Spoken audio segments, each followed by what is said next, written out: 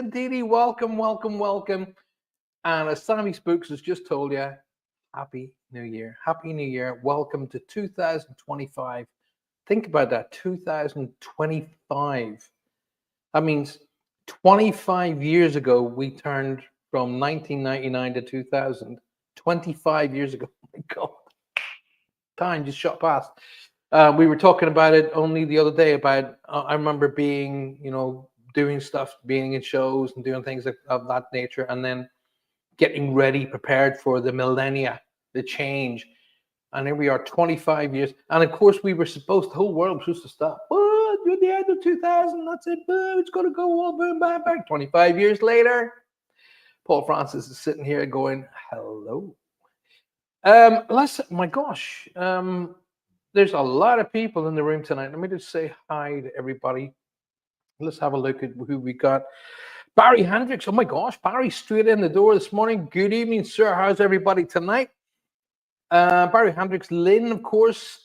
Julia, Dawn. Dawn, I just sent you a link, by the way. Julia Evans. Where are we? Denise. Okay, Lady Virgo. Good evening, Lady Virgo. Welcome to the show.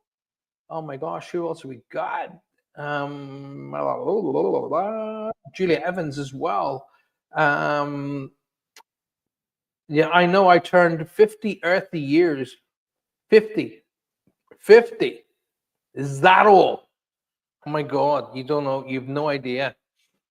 50 years is okay. 50 years. When I turned 50, that was 11 years ago. There you go. That's a clue for you. Oh, guess who's decided to come in the room? Her. Happy New Year. Happy New Year, sweetheart. It's good to see you. You don't look any different than I seen you last year. I've improved. I'm like, it's either a fine wine or a pickled onion. I'm not quite sure. It's a fine wine, my darling. It's a fine wine. Good to see you. And Happy New Year to you. And Happy New Year to everybody. Oh, she's got her cup. See, look at that. Yeah, Happy New Year to everybody.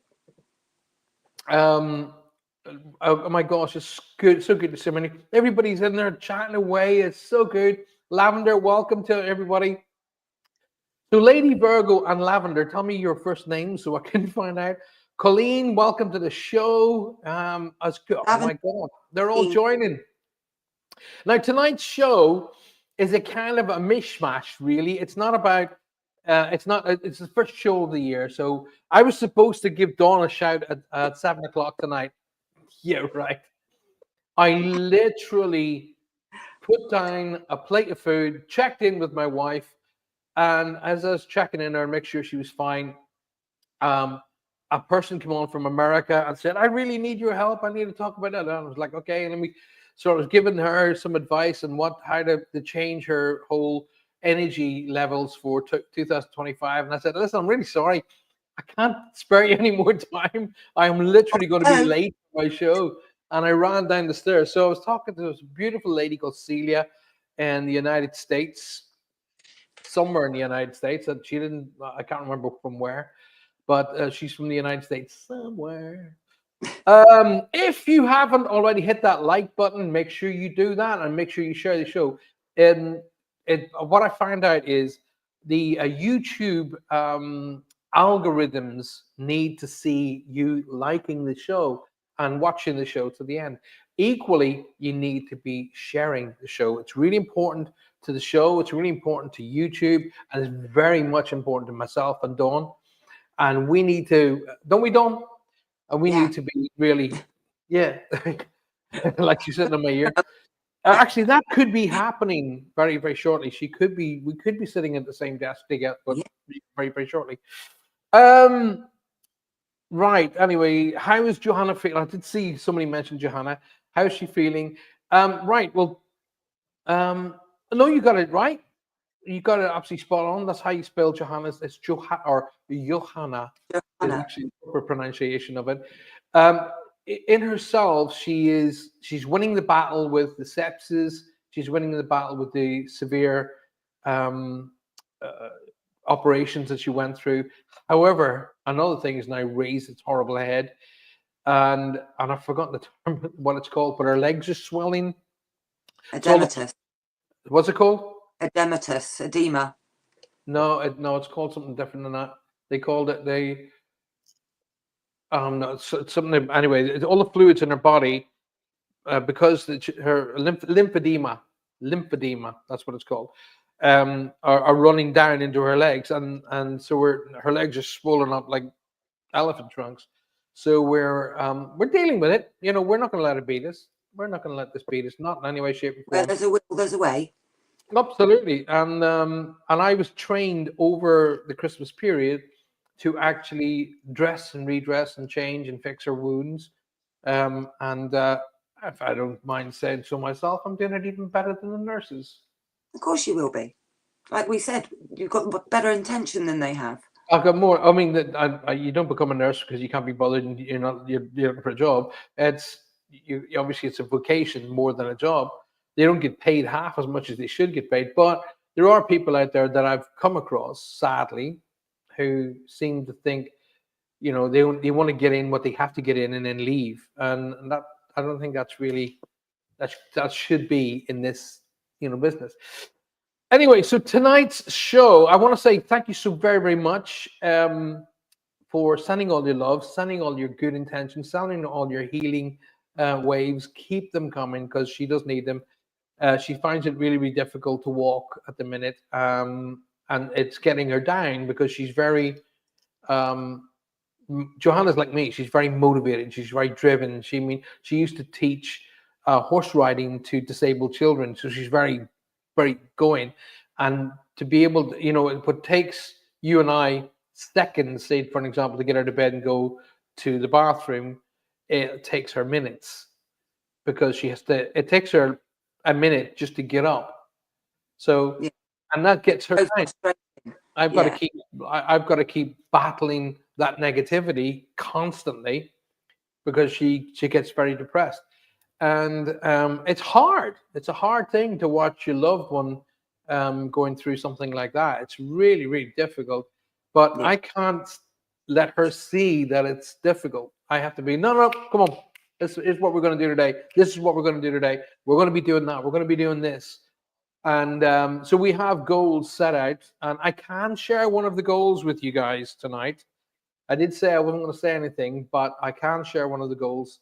One of the goals is, and you're going to love this, is we've got a retreat in Ireland, okay, and it's in between the mountains of Ireland, and you will be able to come over for like a Friday to Monday seminar, or a Monday to. I've got a big giant dog just about to stick his head up. A Monday to Friday seminar. We're looking at what way we're going to do those particular things at the minute. We've also got specialists going to be coming in to do seminars. It's going to be absolutely mind-boggling. The place it's got 69 acres, of which is made up of rivers, brooks, and mountains, and not one insecticide or pesticide has ever touched the ground, ever. Sounds incredible. And it's happening, and we are going to be sorting that out by mid-January, so at the end of January at the latest, and that should be up and ready for work by summer. So we've got, and that's going to be such a great thing for everybody. You'll be able to come over to Ireland and have a weekend seminar, which it include your because we have, I think there's 3 buildings on 3 buildings on the property. We're going to have 2 more built for accommodation. It's like you said, you need a ground worker, aren't you? Yeah. You're going to need someone that can drive. We're going to need Jay. We're going to need Jay and his trucks. I've put a teepee on the floor. It's absolutely. I want you to imagine all of the mystical Irish things that you've seen. You know, the mystic of the mist just hovering around the mountains and the brooks, and that is it. It is it. And for some reason, now talk about spirit getting involved. We were going to be buying another house, and we were getting it at a ridiculous price as well. And it had 101 acres, on it, which was it was a golf course at one point. So it wasn't 101 flat acres. They were all valleys and sand pits and blah blah blah. But the golf course had moved and the property came up for sale, and we thought, wow, we would love. I'd love to live on that. My brother and I play a game of golf. You got your own golf course on your front doorstep. How cool is that? And for some reason, things would just not go through. Somebody would back out in the end, or a state agent leave, or a solicitor. In fact, a solicitor up and left at one point, and we just could not get it closed. It just would not close. Hey. And then all of a sudden, somebody contacted me saying, "Hey, listen, I think you should look at this." And I said, well, "Okay, send it through." And through came, and it's called Skylark. And Scarlett came through, and we went, "Holy sugar!" Actually, we didn't say sugar. We said another word starts with a sh. And the guy the two people who have it at the minute, one is one of the top herbalists in the world, and the other one is one of the top yoga instructors of all of Europe. Okay. And we were like, "Oh my God." And he rang us. He said, "Paul, I know this goes against the grain, but I just wanted to talk to you because I want to talk to the people who are going to come in to take over our home." And we became friends instantly. And he said, "Listen, I want to get involved with you guys. I want to be able to teach this level of yoga at the place. There's a yoga studio already there. I want to come down and teach your students, and I want to do." And I was like, "My God, now I know why the other place was not going through." Yeah, I can't do that. I can't wrap my head around that yoga. I can do meditation long, but yoga, getting myself twisted up like a pretzel, no. Well, this gentleman is in his early 70s, okay, and never been to a doctor in his life. And when you talk to him, he sounds like he's about 24. And it's absolutely sweetheart. And he sends us pictures of it first thing in the mornings when there's a frost on the ground and the mist is just beginning to rise, and you're going, "I can't wait. I can't wait." But we're staying here as well. Don't get me wrong. We're going to be around the corner from you. Still, we're not up and leaving. This is we're buying this for the quiet corner. This is going to be specifically for spiritual advancement and for people who just need. They're going to explode unless they get away for a weekend. Yeah. Things of that nature, and get this. The fun part of this all is there are 2 donkeys coming with the deal. My sister loves donkeys. And the 2 donkeys are called Bruce and Elvis. Yeah, see, and I've got a dog called Bruce, and your dog was called Elvis or something, wasn't it? Yeah, the donkey's called Elvis. So it's I tell you what, like Qui-Gon, yeah, Lady Vargo. What's your first name? I think she's called Colleen. Colleen, good Irish name, see. So it's going to be a magnificent. I'm going to be having just the top people coming in there. It's going to be a great. No, it's not Colleen. It's Deanna. Okay. Deanna. Who was it that was? I just wish it wasn't so costly to go to Ireland from New York. Denise, it's not. It's not. I was going to go to New York for Christmas, and I could get from New York return from UK, and Ireland's closer, by the way, for £340, which is about just under $400. It's really worth. There's a place here in the UK called the Arthur Finlay College. And Arthur Finlay was a magnificent gentleman, mind-bogglingly brilliant gentleman. And he created this college for the advancement and the training of psychics and mediums and healers and so on and so forth. One of the courses in his Arthur Finlay has long since gone. Don't get me wrong, but one of the courses in the Arthur Finlay College for 2 days could cost you £1,000. See, Dolores is a bit like that. The Dolores Cannon, you see the QHHT, quantum healing hypnotherapy or something like that. It's called, and it's like about £1,000 for 3 months or something like that. It's not that, you know, it's not supposed to be for that, because one of the things that I remember is when I go home, one of the questions I'll be asked is, what did you do for your fellow man? And I What did you can't do say, with well, I expected as much funds from them as I possibly could. And then, you know, that's not the deal. So I want to be able to turn around and go, I left the world a little bit better than I arrived in it. That's what I want to say. I'm Yeah. going to open my home for women recovering from narcissistic abuse, drum circle. Well, I fully plan to do drum circles, and one of the things what pal of mine Debbie does is sound healing, and I have never when I experienced sound healing, I every hair on my body stood on end. It's mine, so I'll be doing all that kind of stuff as well. Like I say, I'll be bringing in specialists. I'm not going to be going, yeah, I can do that. I can hit a drum, bang. No. And No, my then now cousin, what? No, my cousin does all the shamanic drumming. My it's cousin, all she about does. rhythm. She Yeah. made her own drum, but I've got a friend in America, and he's well into all his frequency healing. He goes to, there's a Tesla center in America, and it's actually based on frequency healing. And they've got all the crystals in this pool you go in, and they switch something on in the pool, and it puts a frequency right the way through the water. And they've got frequency healing beds, and you put the sound, you put it on your head, and it goes up through your chakras. So as it vibrates up through your chakras, it vibrates up through your bed and just gives you a proper good clear out. Yeah. Well, I'm going to be doing I'm going to be doing a lot of seminars on my Patreon channel this year, a lot. So don't miss out on those. But I'm going to be doing a freebie, okay, at this weekend.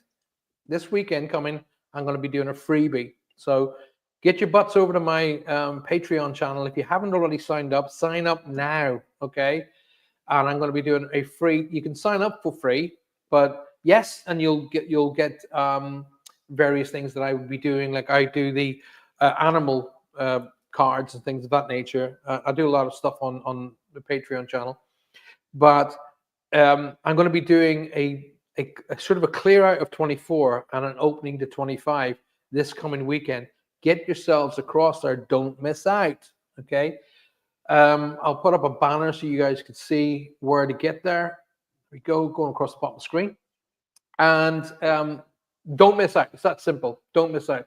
Now, all that being said, me and Her Royal Highness here, we're going to be kicking off G22. Now, G22 is going to hit the ground running at the end of this month. Okay, we're going to get ourselves together for January, get the teams together for January. Now, you don't have to be in the UK to have your own Ghost 22 team. We really, really want to encourage you to start up a G22 team in your area, be it New York, be it in anywhere in the United States, be it in Ireland, be it in here in the UK, Europe, wherever. We will help you. We'll give you all the training. We will sort out the cool Ghost 22 shirts and so on and so forth for you. And what we want you is we want to feature each team on the show each week, okay, and what you've been able to get, as well as guests like Paul. I wasn't able to get a hold of Paul today, to be honest with you. I wanted to try to get him to come and say hi on the show tonight. And so Dawn and I, we're looking for, and Barry, Dawn, myself and Barry, we want to bring more younger people into it. So Maya's definitely involved. I know one of your daughters wants to come along. Lainey wants to come.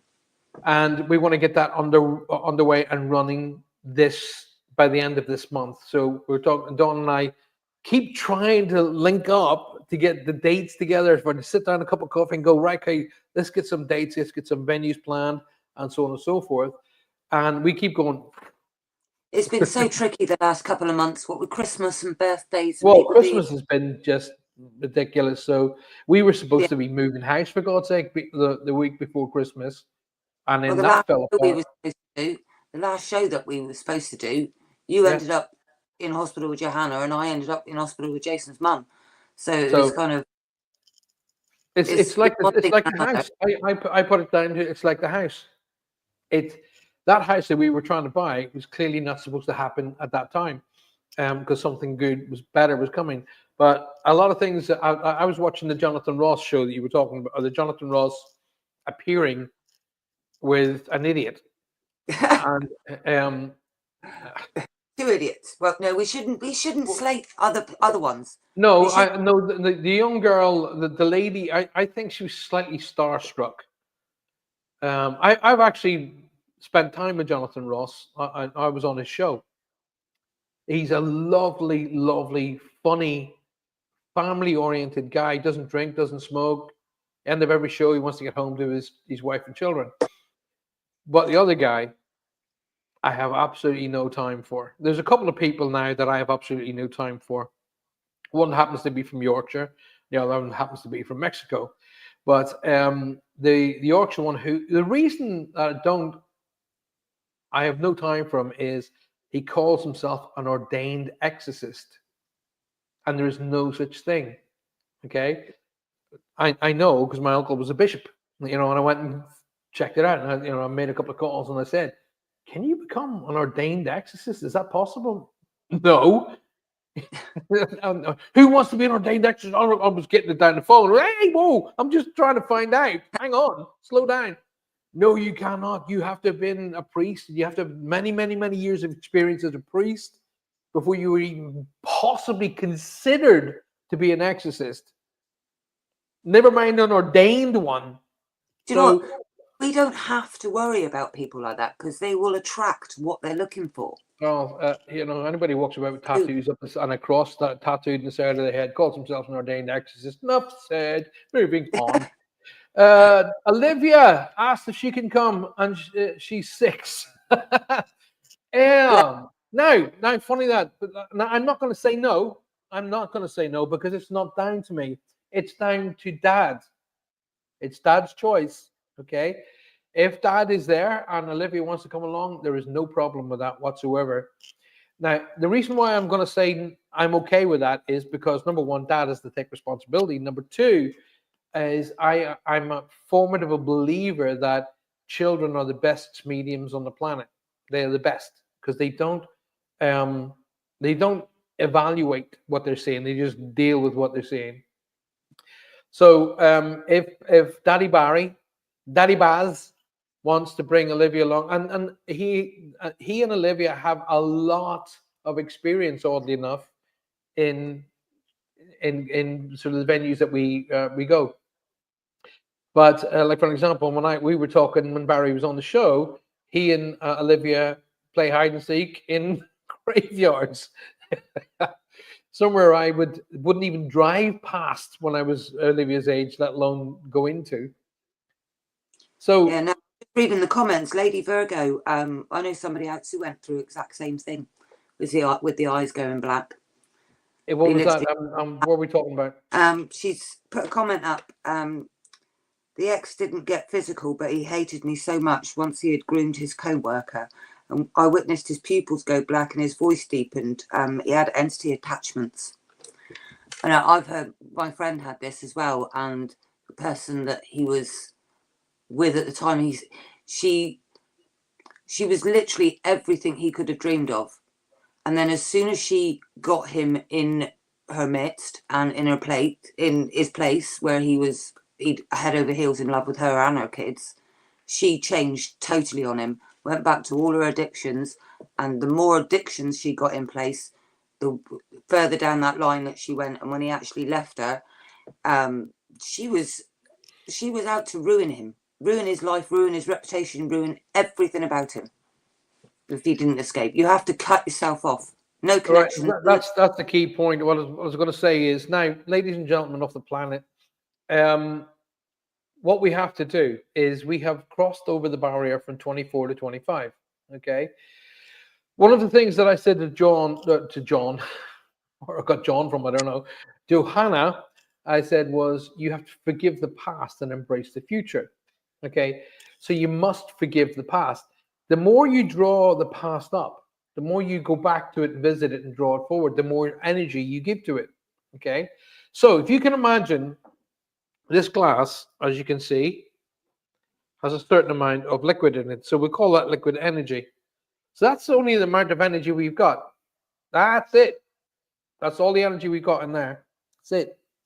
So when we go and visit the past and all of the things that happened to us in the past, that happens. And we've lost that amount of energy on nothing. Because that big amount of energy that I've just spent in all of the people who did me wrong in the past hasn't changed the past in any way, shape, or form. Don't go visiting the past. Bring the lesson with you.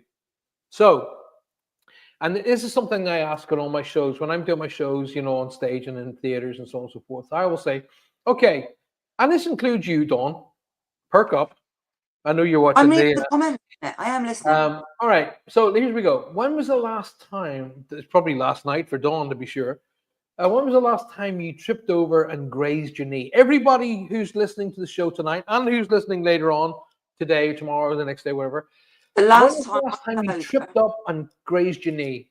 The last time I fell over, and I'll tell you this, I was out on the back step in my back garden. You go out my front door and there's like a back step patio area, and then down into the garden. I let my dog Ebony out probably about 12:30 at night, and I was looking up to the sky and I was going, oh, please, source. I was just begging to the universe of like, show me a sign. If everything I believe in is real, show me a sign.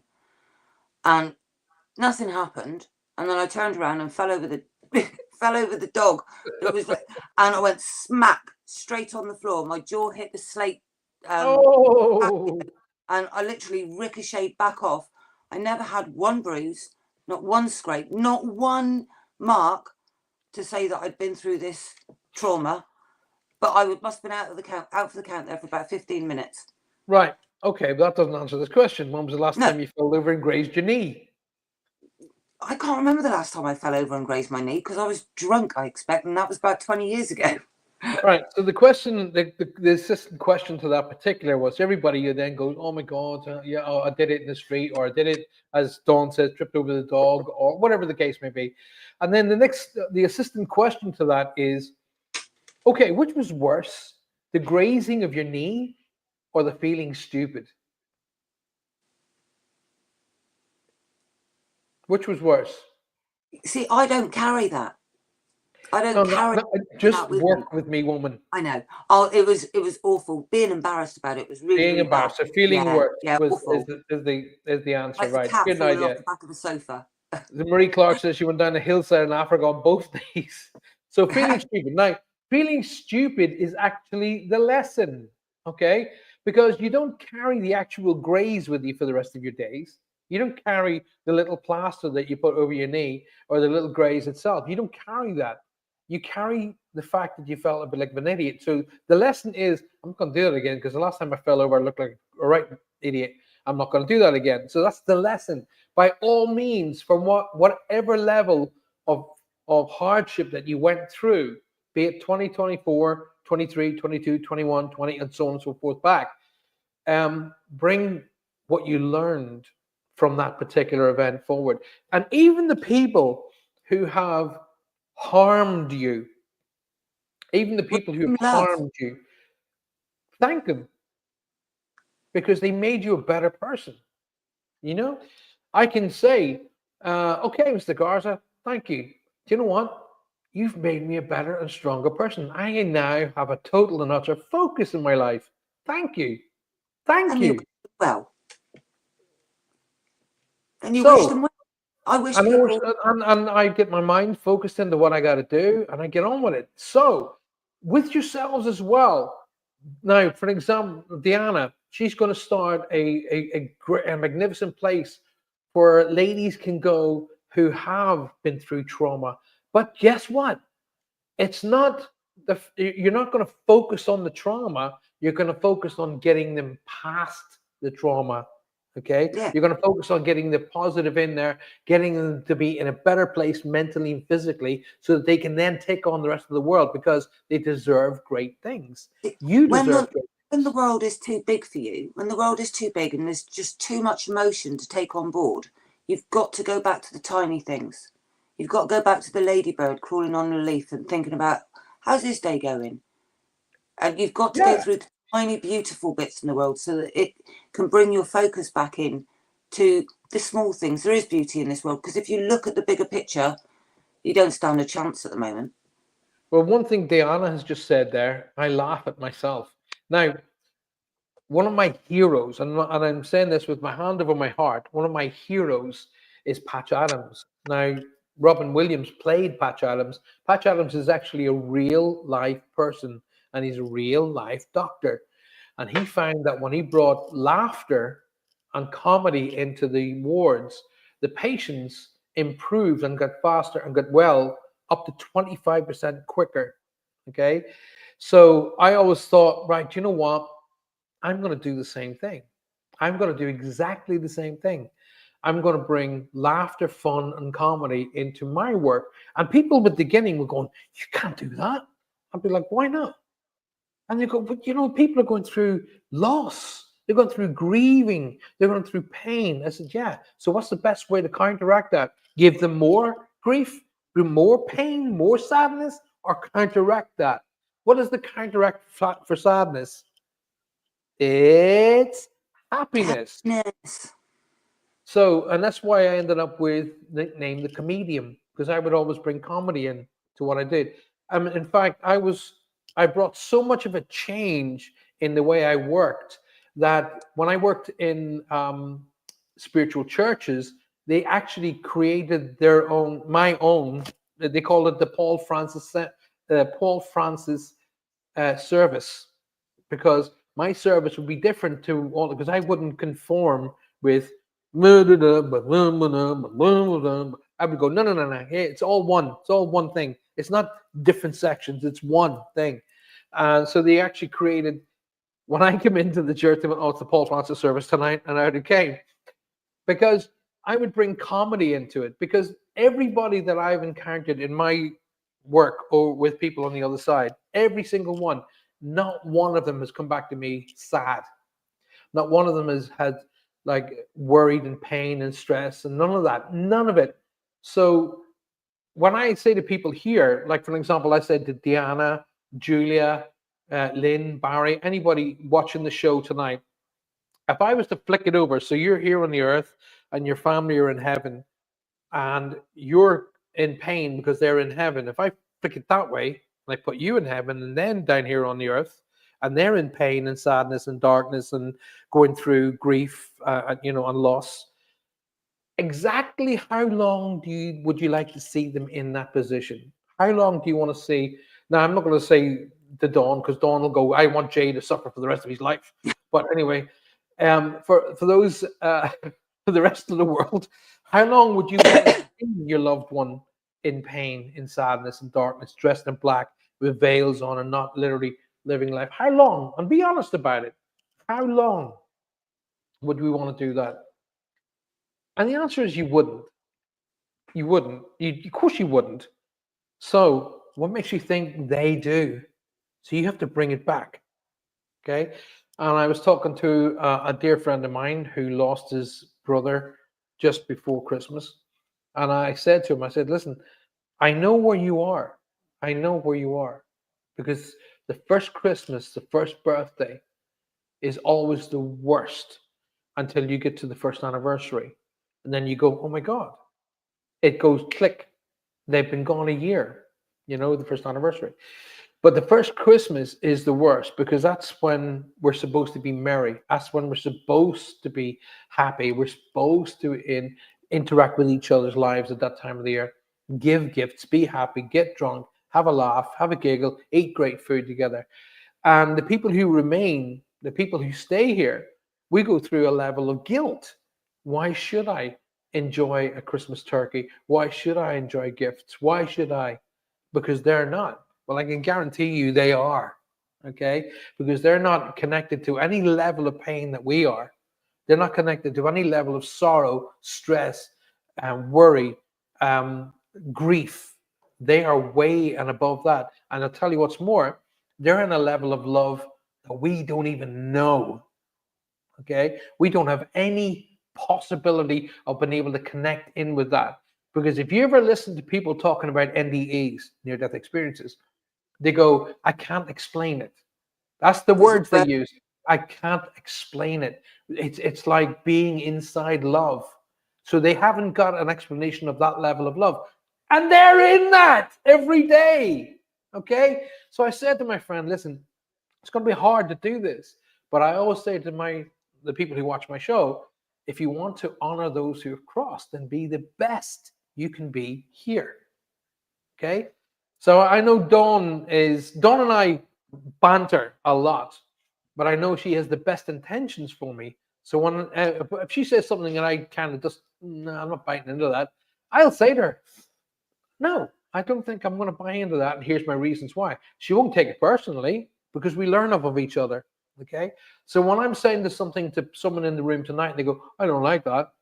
It's not because I'm trying to get at you. It's because I'm trying to let you see past maybe a blockage in your life. Okay. Now, Deanna, for you to create something which basically is a light at the end of a huge tunnel, that's magnificent. Okay, that's absolutely magnificent, and you will have my support, absolutely, because I've seen it on both sides. I've seen where a lady got battered, and I've also seen where the man got battered. And it wasn't the physical aspect of the battering isn't the problem for a man. It's the mental anguish that they go through, and I've seen it happen. So for you to create something where a person can step out of that absolute dredge mire of crap, you got my support, girl. You have my support. My son has been out of his body since 2014, says Deanna. I hold, love, and keep his joyous spirit alive physically. That's phenomenal. Well done, you. Well done, you. And share that with the people. Share that with as many people as you can, because that gateway that you've just opened will allow other people to step through and do the same thing. And that's what this show's all about. And I seem to be monopolizing the show tonight, Dawn. Why? Happy having a chat all there by yourself, you are. I'll just leave you run on. No, I'll tell you what I'm going to do is I'm going to flip the channel here. I'm going to get you to tell everybody what we're going to get on with and how we're going to make G22 work. I'll chuck the ball in my court. Yeah, go for it, girl. Well, we're going to be going on ghost hunts everywhere. Oh, God, everywhere. Yeah. Oh, we're going to be looking for things. I want to do something that's not shown on the television. That's not the usual most haunted. That's not the Jonathan Ross thing that they're looking for. Things that are like shutting doors and opening and closing drawers and stuff like that. I want contact and confirmation of history. Yep. I'm not interested in looking at dark. I mean, at the end of the day, why do everybody assume that ghosts black? That's not true. Let's call this what it is. There are ghosts and spirits. This is something that I've watched on a lot of these shows. They don't know the difference, ghosts and spirits. Why do people assume that spirits only become active at night? Yeah. I mean, they're about everywhere. But I've got a theory at the moment, because everyone is always finding scary spirits or spirits that have murdered or been suicide and this, that, and the other. So, because the other side is so high vibrational, if they're going with guilt or they feel like they're going to be judged or anything like that, they're going to be a tendency to stay here, aren't they? They're not going to want to go off to the light because their vibrations don't match. See, so that's a great area that I want to get involved with, say, half a dozen people who do what we do. Okay. You see, my understanding and my experience and my collective experience over the last 40 years tells me that when you pass, irrespective of your age, doesn't matter if you pass when you're 1 year old or you're 100 years old. Okay. When you pass, you're met by your friends and family who crossed ahead of you. They're aware of when you're going to cross. They know. Okay. They're aware of what the date is, what time is, and when it's going to happen. There is a variance in there. What that variance is on the will of the person who's crossing. Like, for example, my dad was supposed to cross in September. My dad was very stubborn, and he went, stuff that, I'll go when I'm ready. And he did. He didn't go till the following Good Friday, okay, which was the following year. So there is a variance of the time and date when they're supposed to cross, but I do understand that the other side allows for that as well. So when we cross over, we were met with those who crossed ahead, i.e. friends and family. Usually, for example, if I cross over, if I cross over first, and when Johanna's going to cross over, I'll be there to help her cross over. When I'm going to go over, say my mom or my dad will cross me over, so on and so forth. So my argument or my inability to take on board there is knowing that evidence over 40 years of collecting that information. I can't buy into they choose to stay here. Okay, they choose to stay here because they're frightened. No, you've just met your mom, your dad, your brother, your sister, your wife, your husband, your children, and they've said everything's fine, come with us. You're going to go, nah, I'm going to stick in this basement for the next 100 years. I can't buy into that. No, because if you're a mass murderer, if you're Jack the Ripper or someone like that, you're not going to go, your family, you're not going to go to the same place as them because you're a lower vibrational being. But this is it. From what I can get, I can't find multiples of levels of vibrational beings. No, And what I've had 2 NDEs, 2. One NDE was like I was like in a place like Hogwarts. It wasn't Hogwarts, okay. But the only way I can give anybody a mental sort of idea is it was like beautiful, warm, gorgeous. I mean, the grass was the greenest grass I've ever seen, and the flowers seemed to like make like music. It was like sound. It wasn't sound like la. It was just a vibration, energy, sound, vibration, and the flowers, and they were, a red wasn't red here. It's like red. It's like that, yellow. No, I know exactly what you're saying. What I mean? And the skies were blue, and there's some dotted clouds. And I remember seeing. I often take a wee breath here because the way I described it was the best way to describe it was without the running bit. It was like the Little House on the Prairie when she's going through. It was like that, but without the running, just walking and going. Wow, and I was like, I didn't think, oh, I'm in heaven. I just thought, wow, and I could hear. I didn't have a physical world that I went to. There's 2. There was that one. There's that one that I want you to share yours, Dawn, because everybody should share, But there was that one. So I could hear butterflies' wings doing that, But the people who were around me, the people who were around my physical being, me here, me, could smell roses emanating from me. They could smell. They told me they went. Smell of roses coming from you was amazing. And I'm like, and I found myself going, I don't smell anything, And they were going, no, you idiot, when you were gone. Anyway, so the second time, Dawn, was the opposite, total opposite. And that was the time when I went over when I was in hospital. Do you remember I told you the end? And I went up and I went up. I know I went up because I could see the top of my head. And I was like, I remember thinking, oh, this isn't good. And then I was in a room which was just dark, but there was no fear. I wasn't like, oh my God, where's this? It was just dark, but there was no fear of any kind. And this overwhelming smell, if you ever had a chocolate mousse and you open the packet and you go, oh, that smell?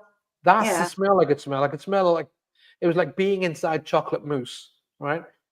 And I knew there were people around me. My physical eyes couldn't see a person standing there, but I knew they were there.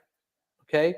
And then I kept getting this like touch, people just touching me like that, all over, literally just like this, just touching me. And it was so just gentle, just touching me and no more, just like that. No pressing, just touching me, head to toe. That doesn't sound like an ND. That sounds like you were abducted. No, I wasn't abducted. No, it was an NDA because I had an argument with them. Right. The dawn in me came out, and they went, okay, it's time for you to go back. And I was like, nah. I know you can't make me go back. I know you can't make me back. They went, Paul, you're going to be fine, but you have work to do.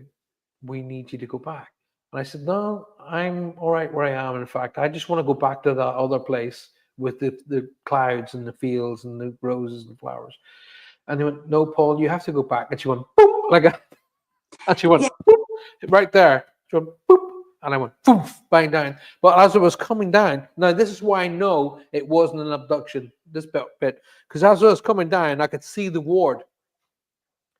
And as I was sort of coming down, I was looking around the ward. I feel really tearful when I tell this story. I could look around the ward, and there was 6 beds. There were 3 beds outside, 3 beds this side. And I could see all of these people around both sides of each of the beds.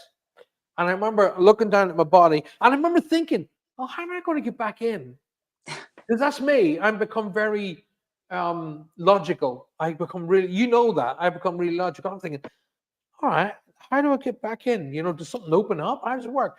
And I looked over like this, and there was a gentleman walking up the corridor, and sort of the wards don't have doors, as you know, they've just big openings.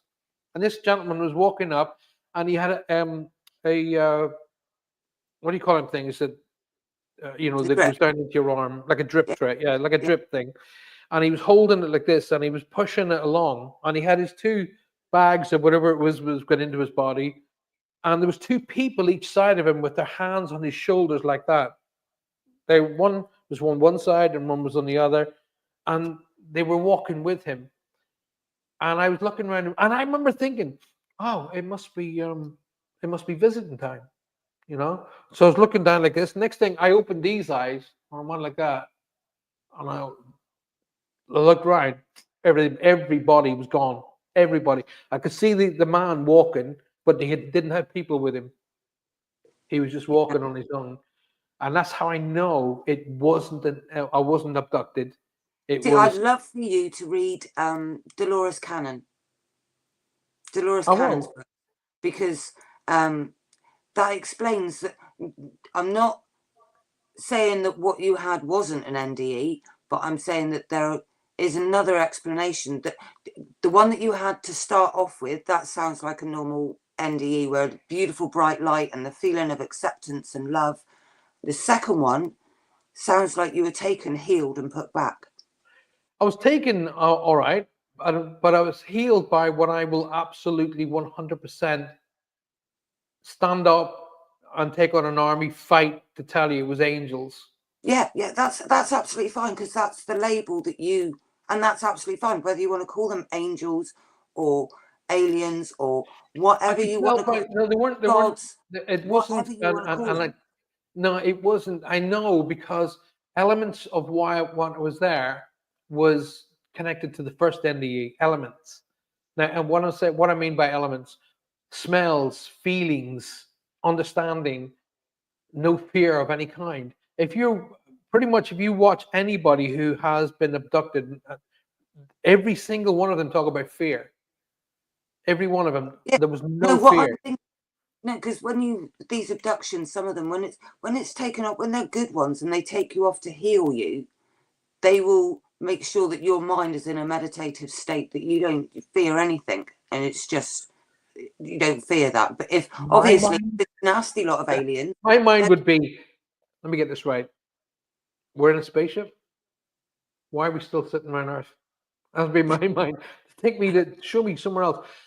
Just wanted sorry, my darling, I want you to carry on. I want you to tell us about your NDE, but I just also want to say big hi to Kay Sequin, who's just joined us, and so is Elizabeth. Welcome, guys. Lovely to see you. If I haven't said hello to anybody tonight, it's because Dawn hasn't told me you've come in. It's because he hasn't stopped bloody talking since the start. That's what it's about. Well, it's because it's a talk show.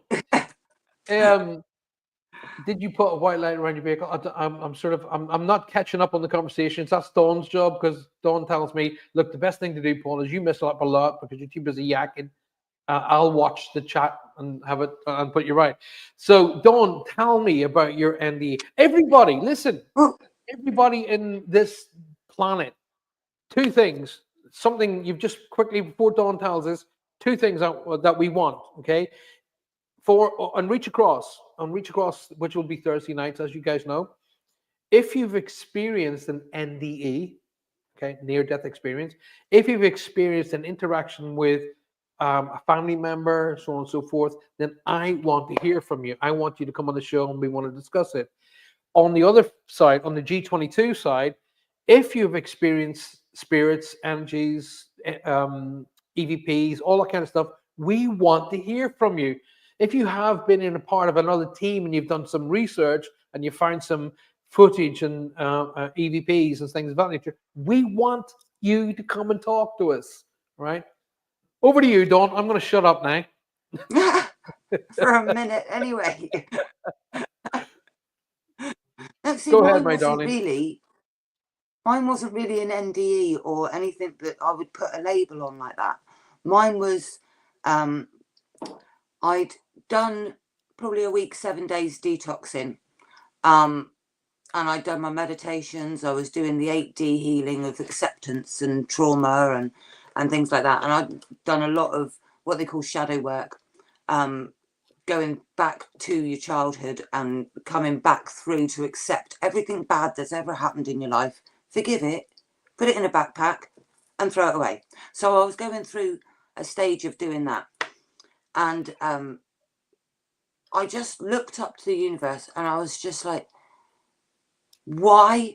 What's the purpose of all of it? Why do I need to be here? Why do we all need to be here suffering the way that we do, experiencing what we do, all the tears and everything? When I did it, everything was so sad in the world. It was when everyone was in lockdown. So it was in the May that everyone was in lockdown. And I looked up, I came up from meditating, sitting on the ground. I came up from meditating and I just stood up and held my arms out to the side. And I said, just show me. Just show me. What's the worst that can happen? And all I can remember is this light coming forward. It was a golden white light. And it enveloped me totally. Yeah. I wasn't an individual anymore. I was the whole. So it wasn't just the world as in the emotion of the world was in that trauma. And it wasn't a physical thing. The world and the people in it and everything, it wasn't a physical thing. It was an emotion and I said to myself, what's the meaning? What's the purpose of showing me this? Because there's nothing that I can do with this. I can't really explain it. There's no words to it. So it was kind of I said, what is judgment? What's judgment? And they said, perspective. So if you're a mean person, but your perspective doesn't see you as mean, it sees you as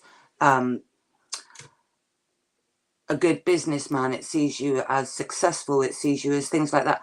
Your perspective is you're a good person, doesn't matter what you've ever done to people. And then you could get the other end of the stick of somebody that's never done something bad to anybody, and why does something bad happen to them? And it's about the experience and the perspective that you take from it.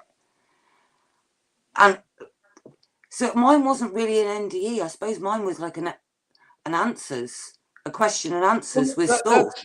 I mean, an NDE can be exactly just for that. It doesn't have to be an individual thing. It was And my point is, it doesn't have to be a physical reaction to your body dying.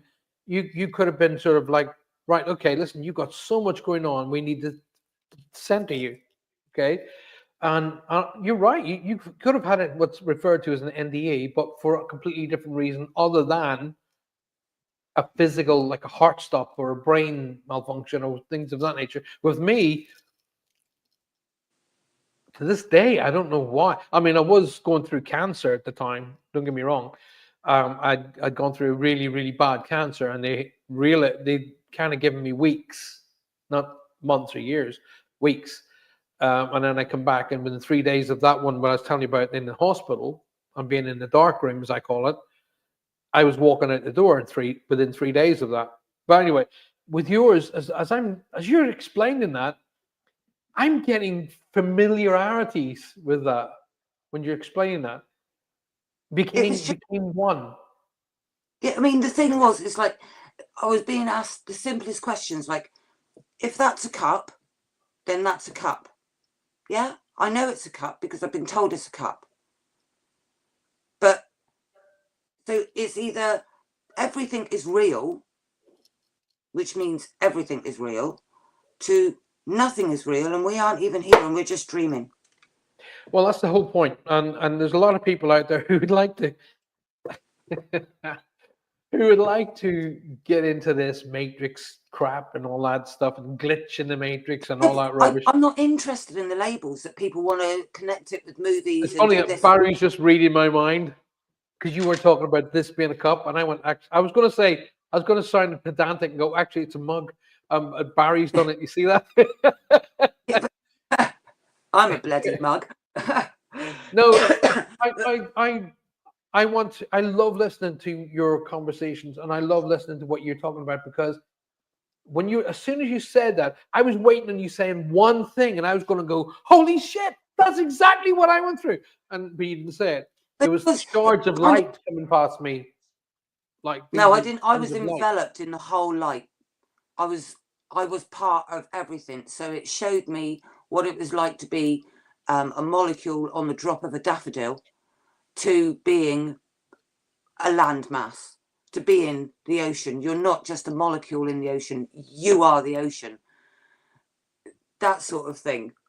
Well, that's the whole concept of energy, isn't it? That's energy. Energy's you're part of.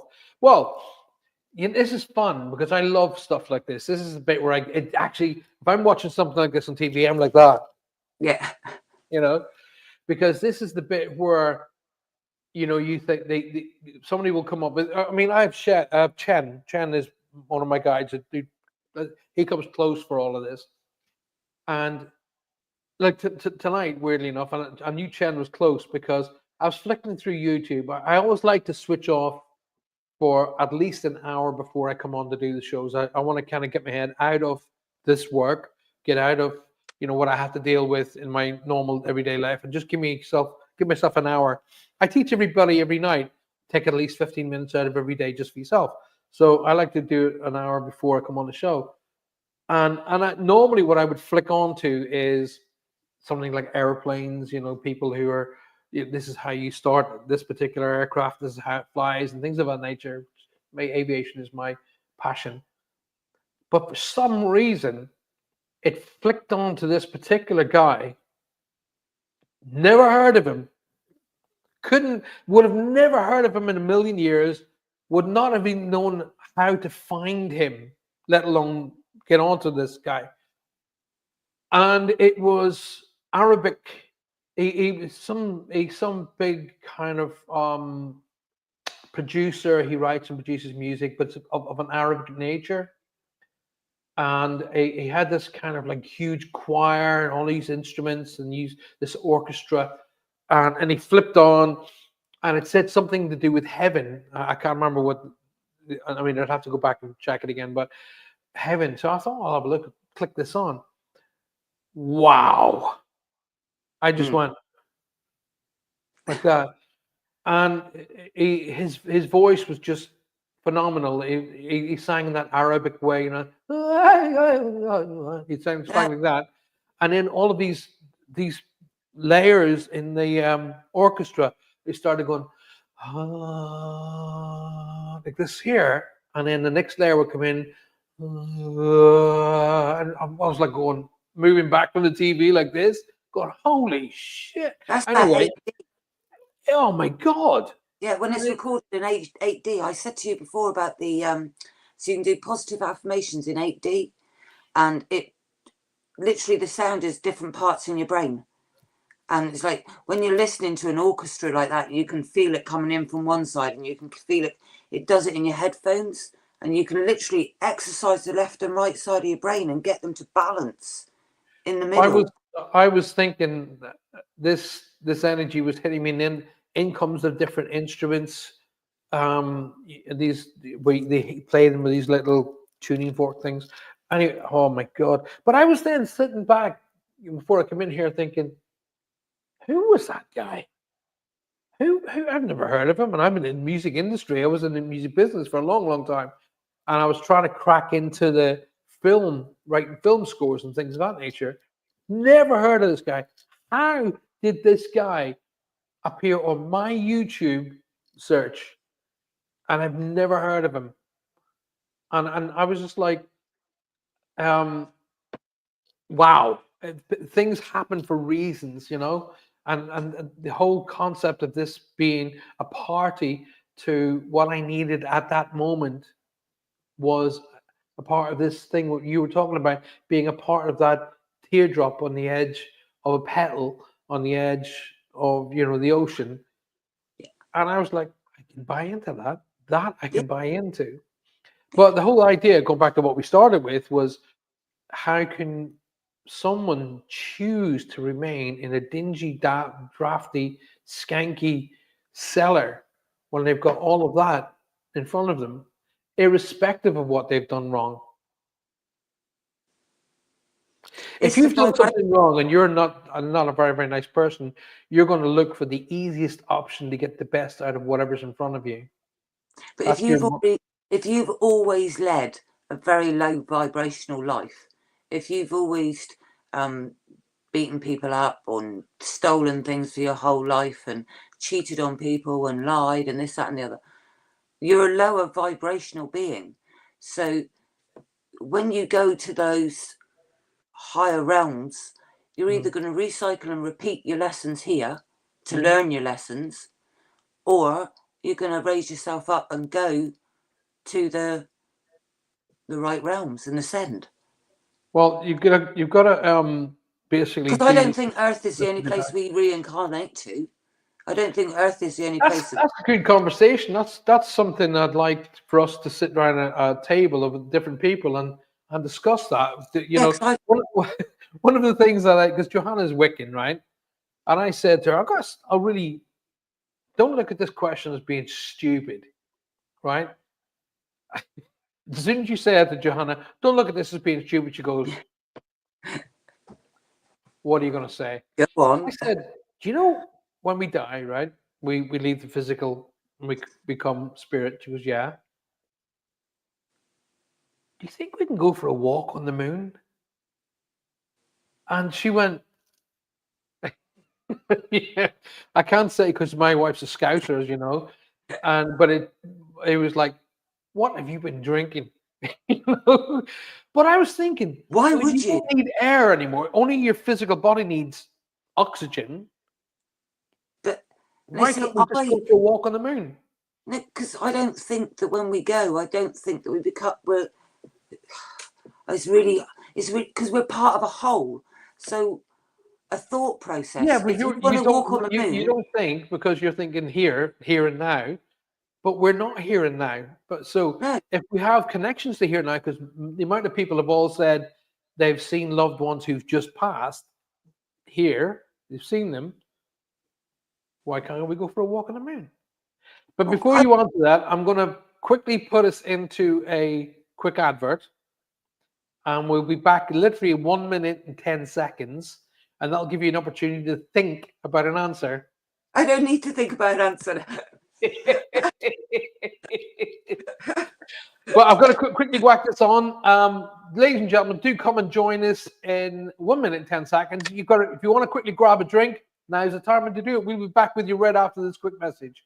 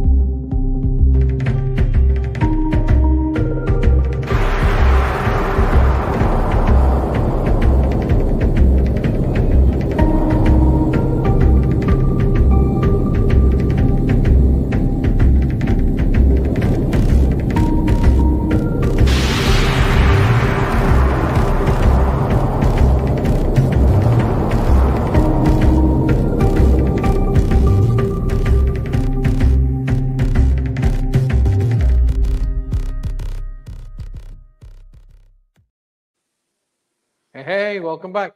Now, as you know, I'm all about honesty. One of the reasons I had to switch that advert on was my computer's running out of power. I've got 74% left on mine. I was 1 minute and it was 1 minute 10 seconds, Mr. Barry Hendricks. I know, because when you're making films, it's done by minutes and seconds. I wanted to say to Lady Virgo.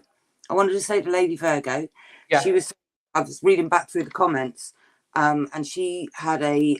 It's not an NDE. It was a trauma, like an out-of-body experience that was caused by trauma.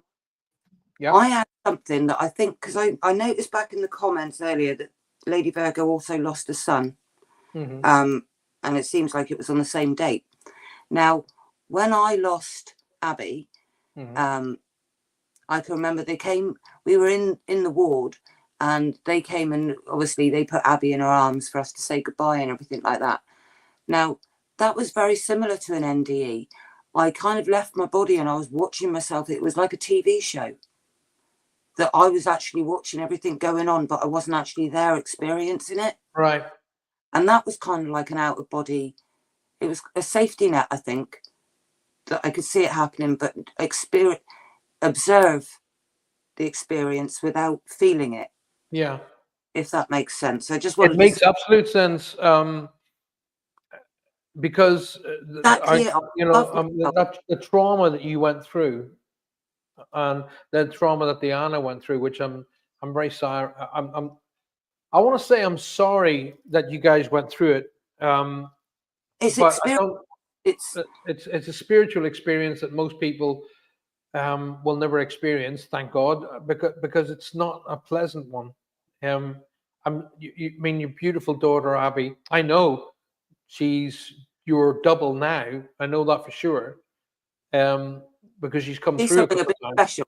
She was too special to stay, which is a lot of it. She came through a couple of times, if I'm correct. Thank you. And she was very if I remember the right, I want to use the right words. She was mysterious in her ways. Mysterious ways.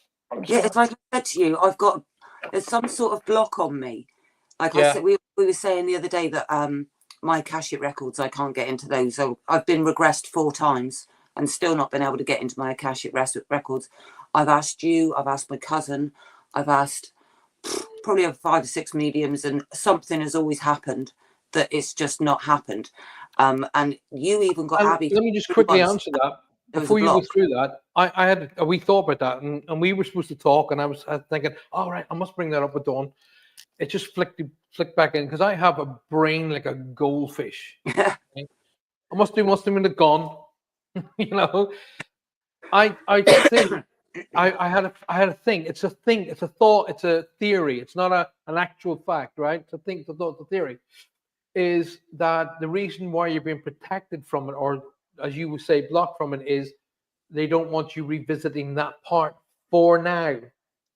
Yeah, what I get is it would make a difference to the way that I would react to what's going to happen. Exactly.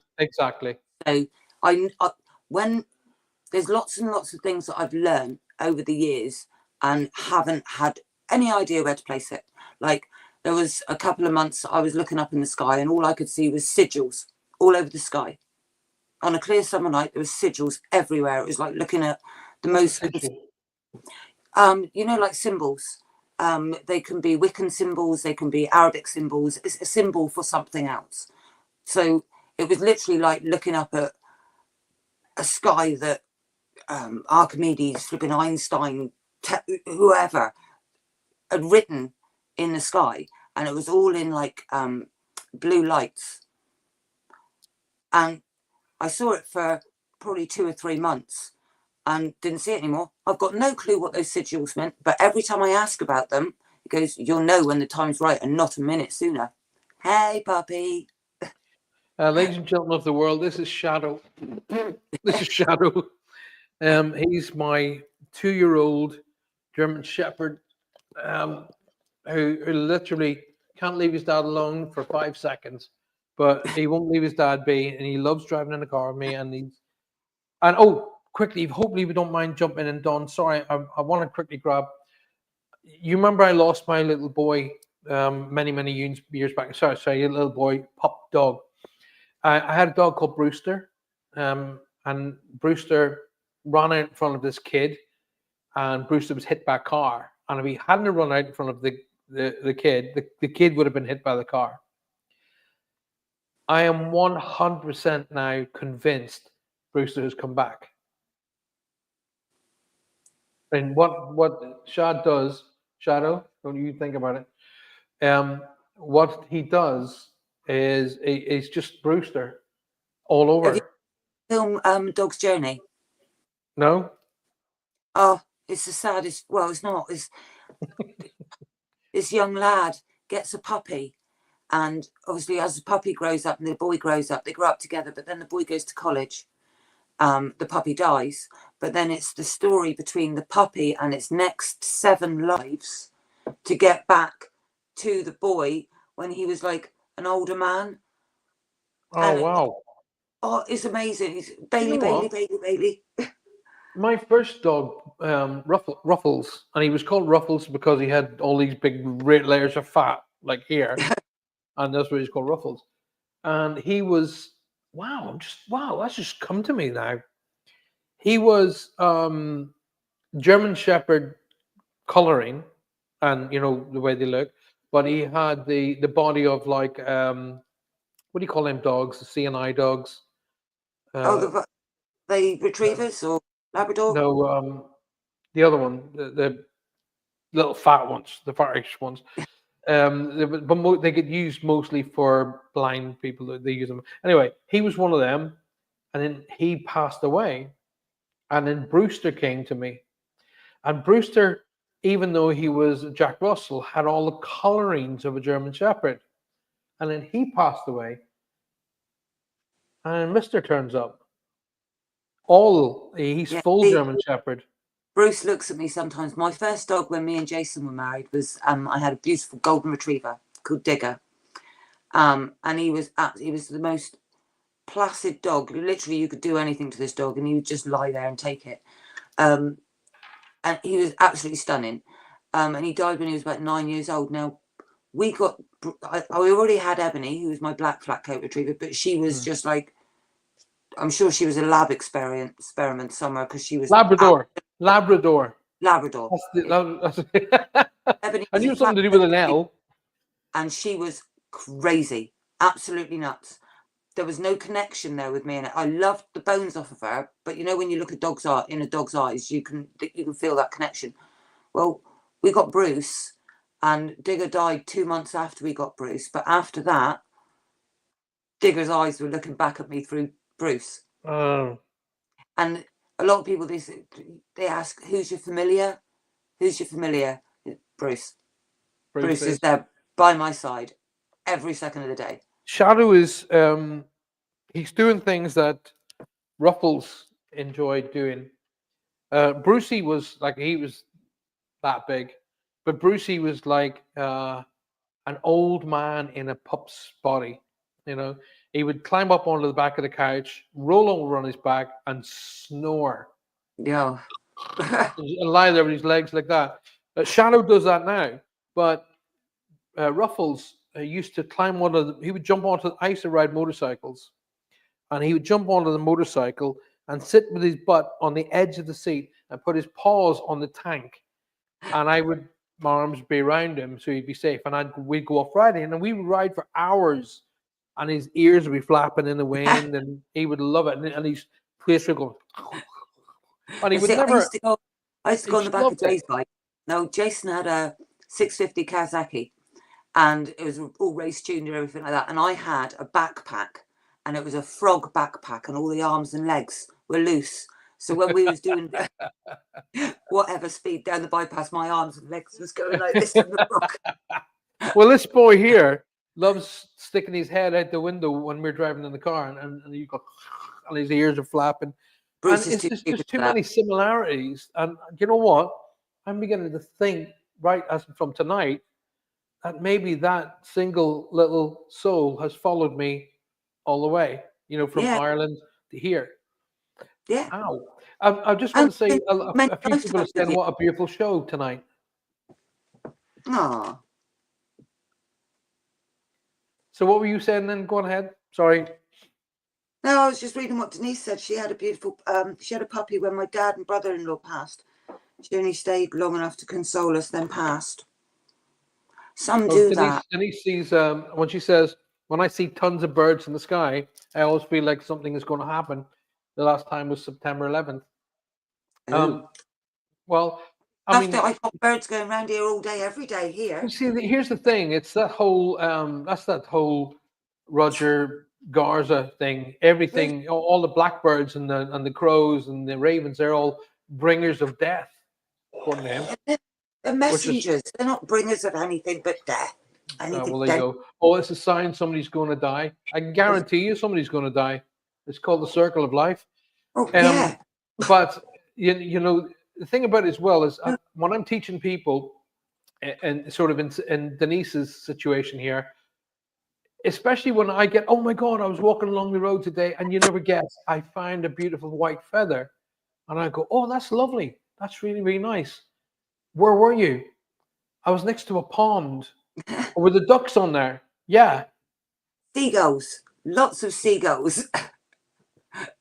You know, not to take it away from you because it's brought you a lot of joy, but if you're walking through the middle of your house and all of a sudden there's a white feather lying on the front, and it's more likely to have been brought to you by an angelic being than walking alongside a duck pond and finding a white feather, because that's a place where you'll find quite a few of them.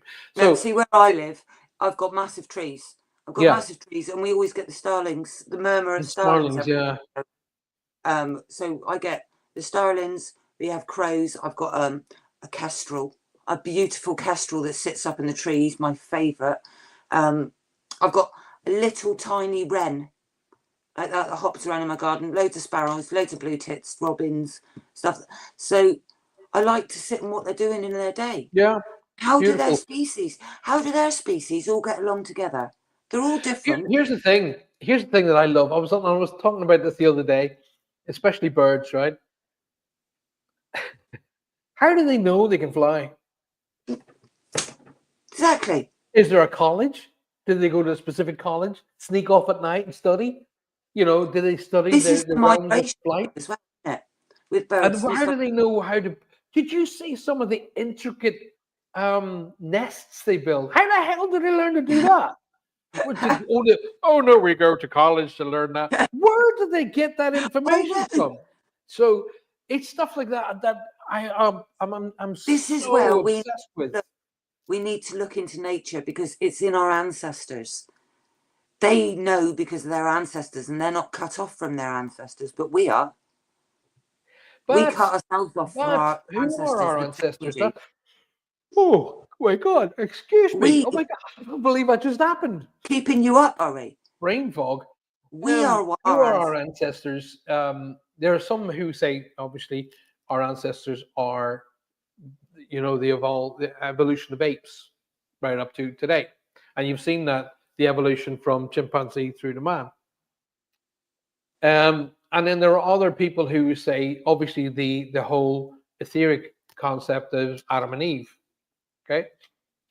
And then there is another being, sort of theory, is that we were planted here by, no, that we were planted here as a right. Okay, you know, look, this is the perfect planet. Let's put our DNA into here and create how it happens. If you ever watched the movie Paul, yeah, you know when he puts his hand on his forehead and he goes and he starts sending all his knowledge through. You see the alien and the monkey getting it on. Yeah. So no. So who are our ancestors? If we're evolved from monkeys, why are there still monkeys? Yeah, but that doesn't mean delete. I mean, if we, you know, nothing else evolved. According to some extremely clever people, and I'm talking way beyond my levels of, you know, understanding. that all life evolved from the ocean. All life, it come out the primordial soup. It came out of the ocean, and it split off and became different things. It only takes one evolution of one species to create a new species, to create a new species, to create a new species. But it doesn't mean the first species dies off. The first species, it has to have, yeah, I mean, to make life a little bit easier, and this is going back into the scientific. I love science. Going back to the scientific side of things is there's lots of TV shows today made up Marvel things where beings that start to have abilities, lasers coming out of their eyes, they're able to turn into the Human Torch, and they call them mutants. Okay, Yeah. so a mutation of a gene creates a new strand, but the first gene doesn't change. The second gene does. So a mutation from that will change again. Doesn't mean the second gene changes. The third does, and so on and so forth. So the first ape doesn't change. Just the progression from that changes. Yeah. See, I struggle with that theory. I struggle with that theory. It's not a theory. It's a fact. No, it's no. Okay. Let me bring it right down to something even more simpler. You can't say it's a fact. Why isn't there just one cold? One what? Cold, as in shoot. Oh, cold. Why isn't there just one cold? Because they don't stop fiddling with things like that. They do not stop fiddling with things like that. You can't tell me that the military hasn't got hold of the common cold. I catch the common cold, what's called the common cold. Well, there's no such thing as a common cold, by the way. I catch this virus, which is a cold. Okay, my body mutates that virus and fires it out again. So it's already changed, but it doesn't mean the symptoms change, but the cold concept changes. Yeah, I totally get that. I totally get that. But I don't believe the evolvement of life. Well, I mean, we had creatures living on this planet, and we have physical proof that they lived here, of these giant creatures that lived on this planet. I mean, the T-Rex. Look at that for an example. I mean, that was the top of it. He was on the top, right? And nobody could take him. Okay, that we were aware of at that time. There were apparently some different animals that lived in the ocean that could make him look like a dinky toy, but and apparently they're still there. But anyway, 6 1 half dozen the other. If that guy was the top of the chain, the T-Rex, let's just stick with him. Well, why isn't he still here? Because there was a flood. No, it wasn't a flood. It was a meteor that hit the Earth. Right. If it hit the Earth in Africa, we wouldn't be a perfect round ball, would we? That you think we're sat on? Why not? Because if a meteor hits the Earth, it's either going to explode with just coming in that fast to our atmosphere. Okay, here's a little. I'm looking around. I haven't got any here, so here's another little science project for you. Right, next time you have an opportunity to have a balloon in your hand, a balloon, right? And you take the balloon and you don't use your sharp fingernails that you have. Push the bottom of the balloon like that, right? This side of the balloon will concave, but this side will stay round. Okay, so we've had this conversation where you're trying to convince me that it's round. I've never said that it's not round. I've never said that it's flat, right? I've said that it's much, much bigger than what we think it is, right? So when we're an enclosed system. So it doesn't matter how many times you do a glass and spin the water around like that, or tell me this balloon and poke it. My brain does not make sense of that, because to me that makes no sense whatsoever. None. Right, but that's okay. Okay, the only person that can change that is you. But however, if I had educated you from get-go to a certain line, then I would know what you know. I would know exactly what you know. I wouldn't know what I know. Exactly. I don't know what you know. That's the old saying. You don't know what you don't know. So Exactly. when I had that certain person telling me they knew everything about the spiritual world, that's when I immediately went, boom, you're not. I don't need to be around. I don't want to be around you. But anybody that says that they know 100% that the earth is flat, round, whether spirits exist, whether hell exists, whether heaven, nobody, not one of us on this planet know the actual truth. None of us. So it doesn't matter about your 40 years. That's a saying, and it's a saying that I keep locked to me all the time. You don't know what you don't know. No. Oh, Nathan Eddy, by the way. Who's Nathan Eddy? I don't know. I'm on. Name. Nathan Eddy says Dawn is so right. Yeah, unless we know. I know the name, Nathan Eddy. Is that on Facebook or on Facebook? Yeah.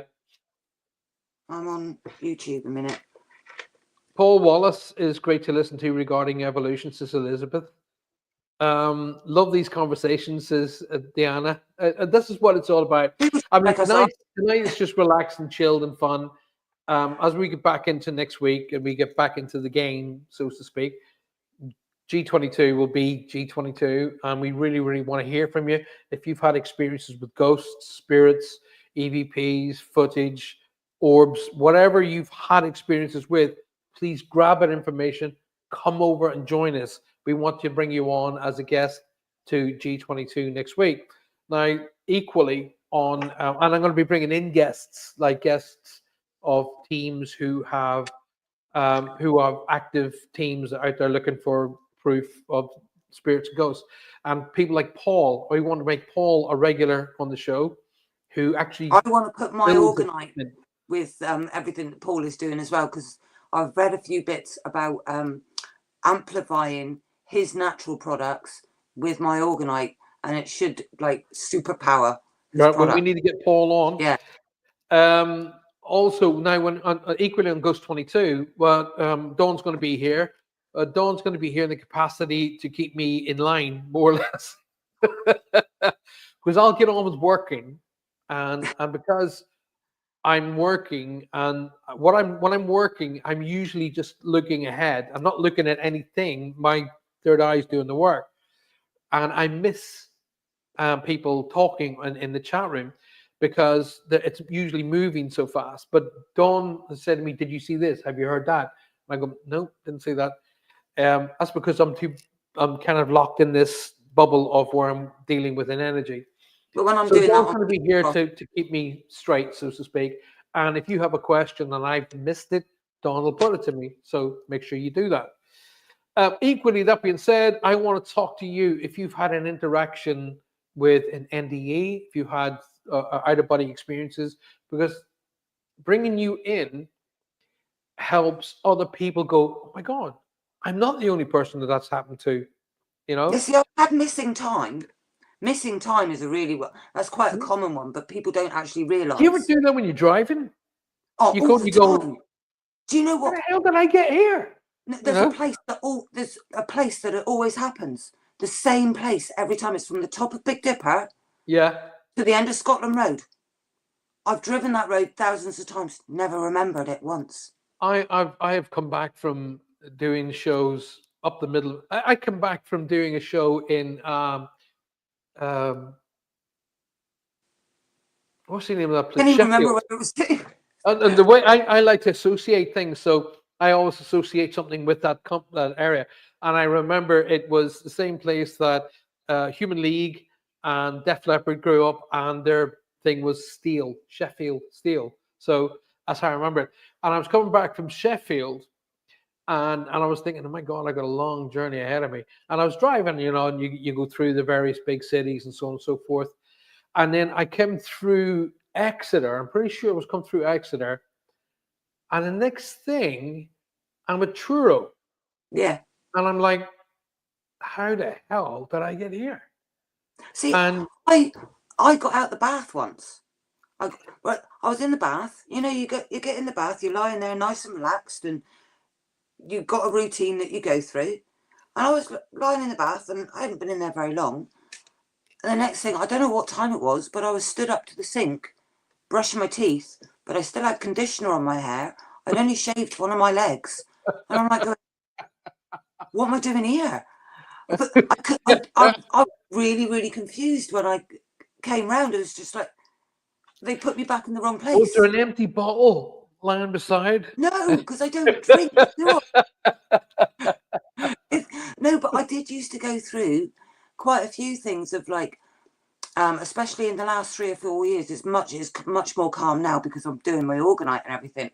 But it's all of a sudden like the ground moves underneath you and you get hot, cold, you can't breathe properly, your tunnel vision goes in like that, and next thing I'm on the floor. And I could be on the floor from anything from 20 seconds to 15 minutes, just out for the count.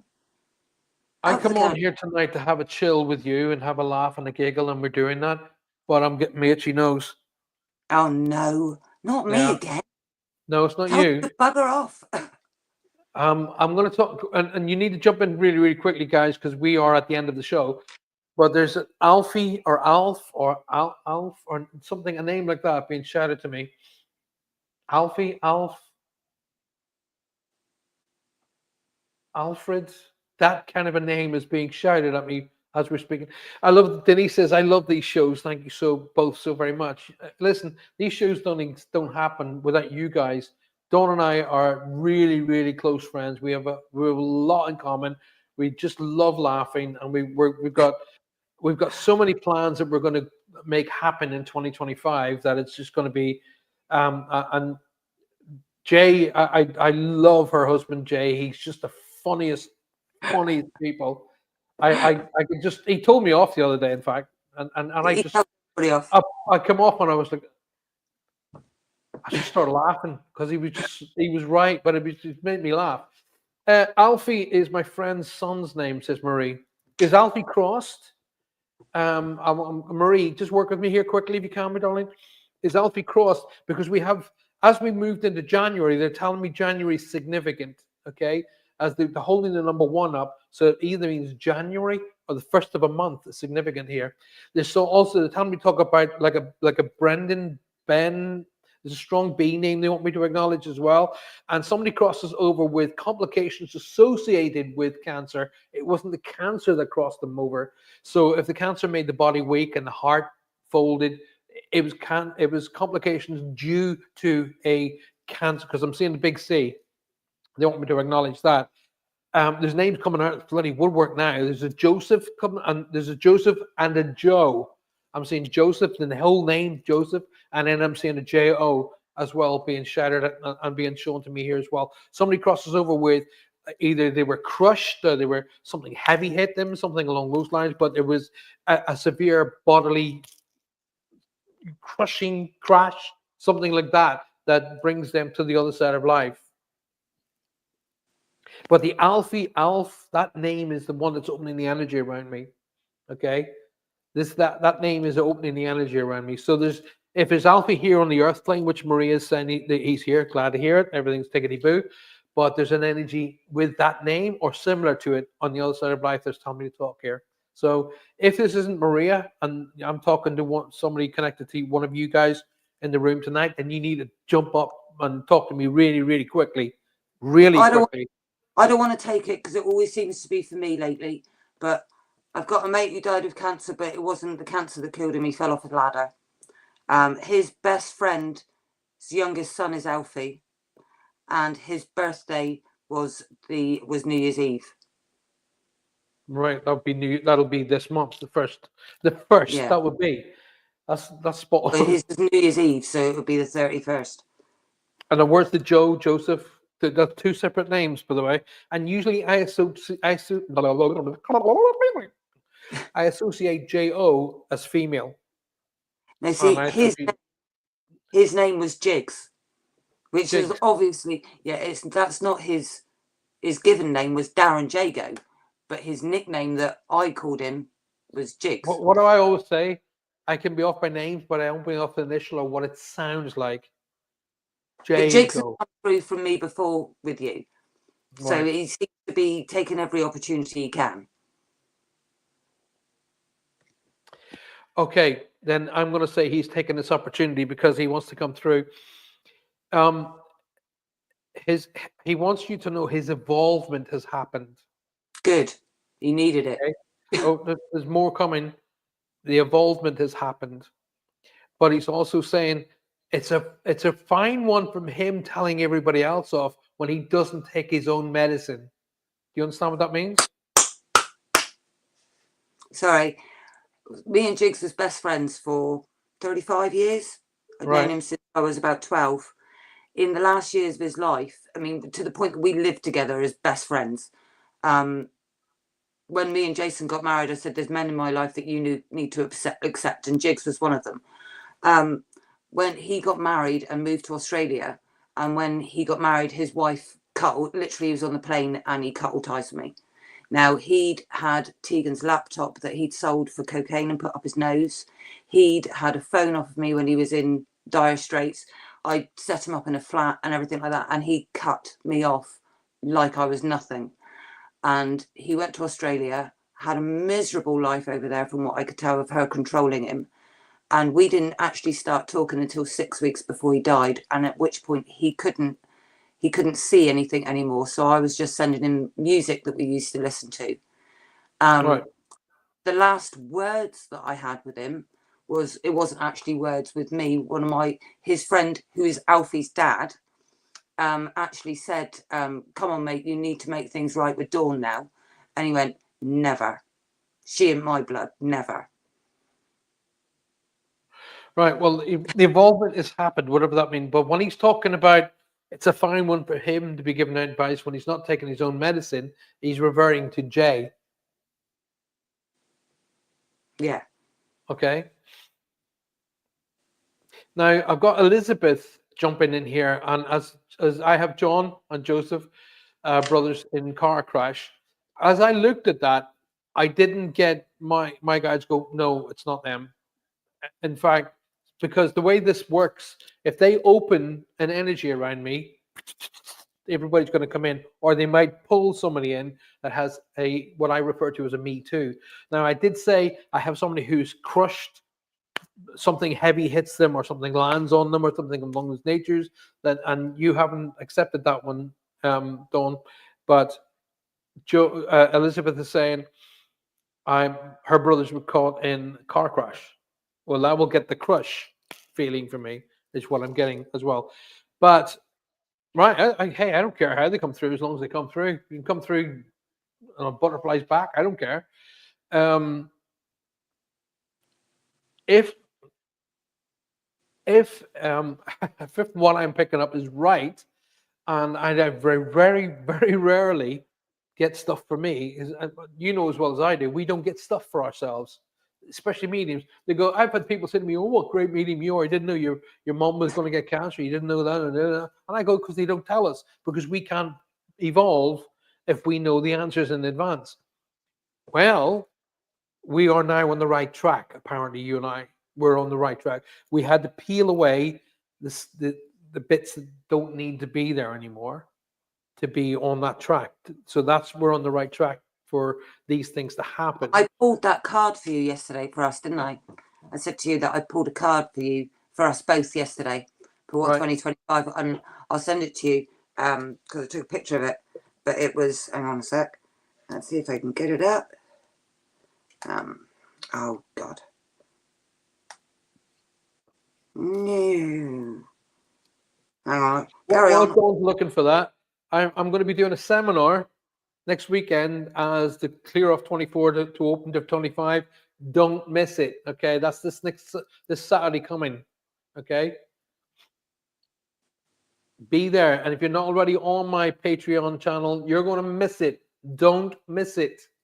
Okay, there's no cost involved. It's a freebie. Come and join me. So I didn't get a very good picture of the. So that was the picture. I don't know if you can. I can't see it.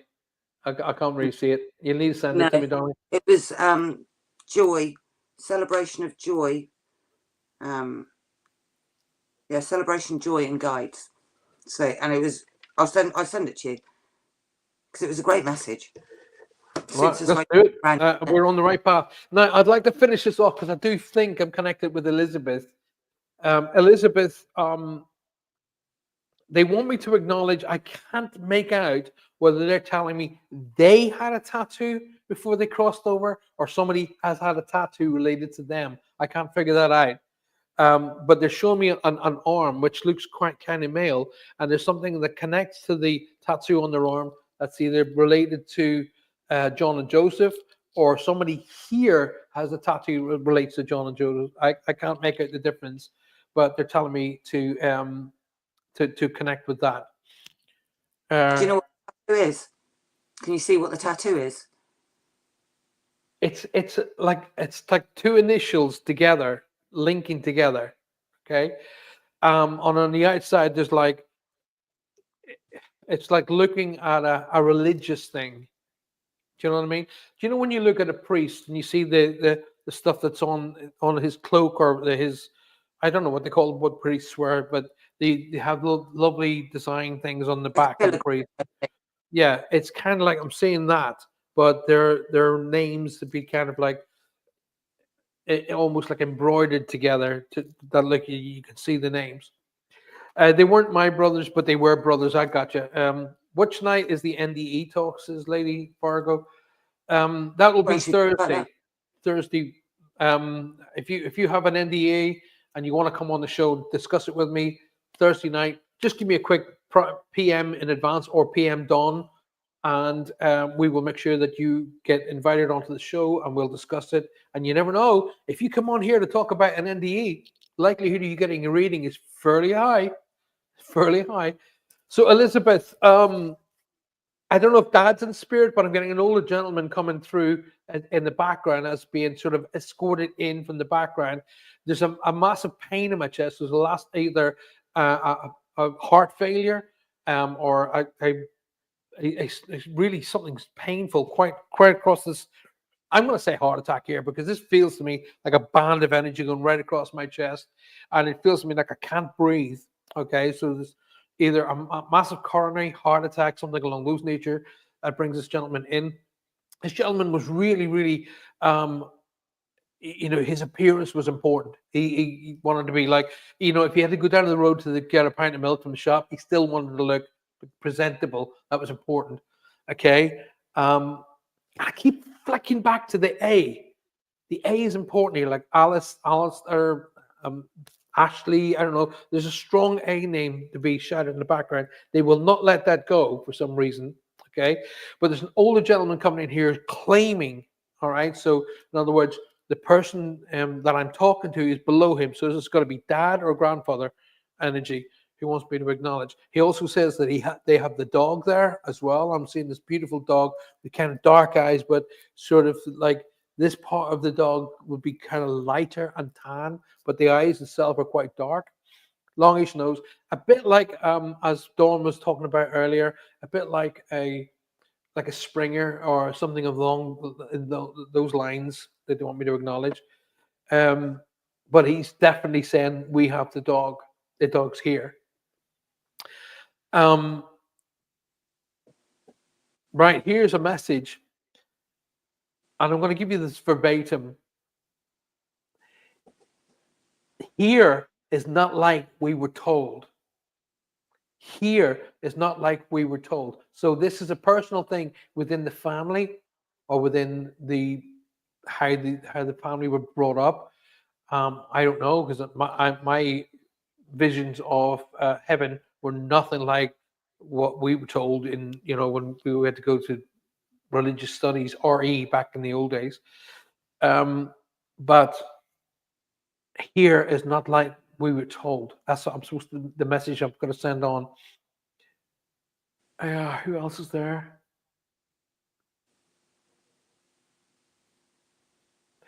I don't know if I'm hearing Darla or Dora or a name like that, like a D with an A at the end of it. Donna, Dara, Dora. That's like a D with an A at the end of it. Wants me to be spoken about.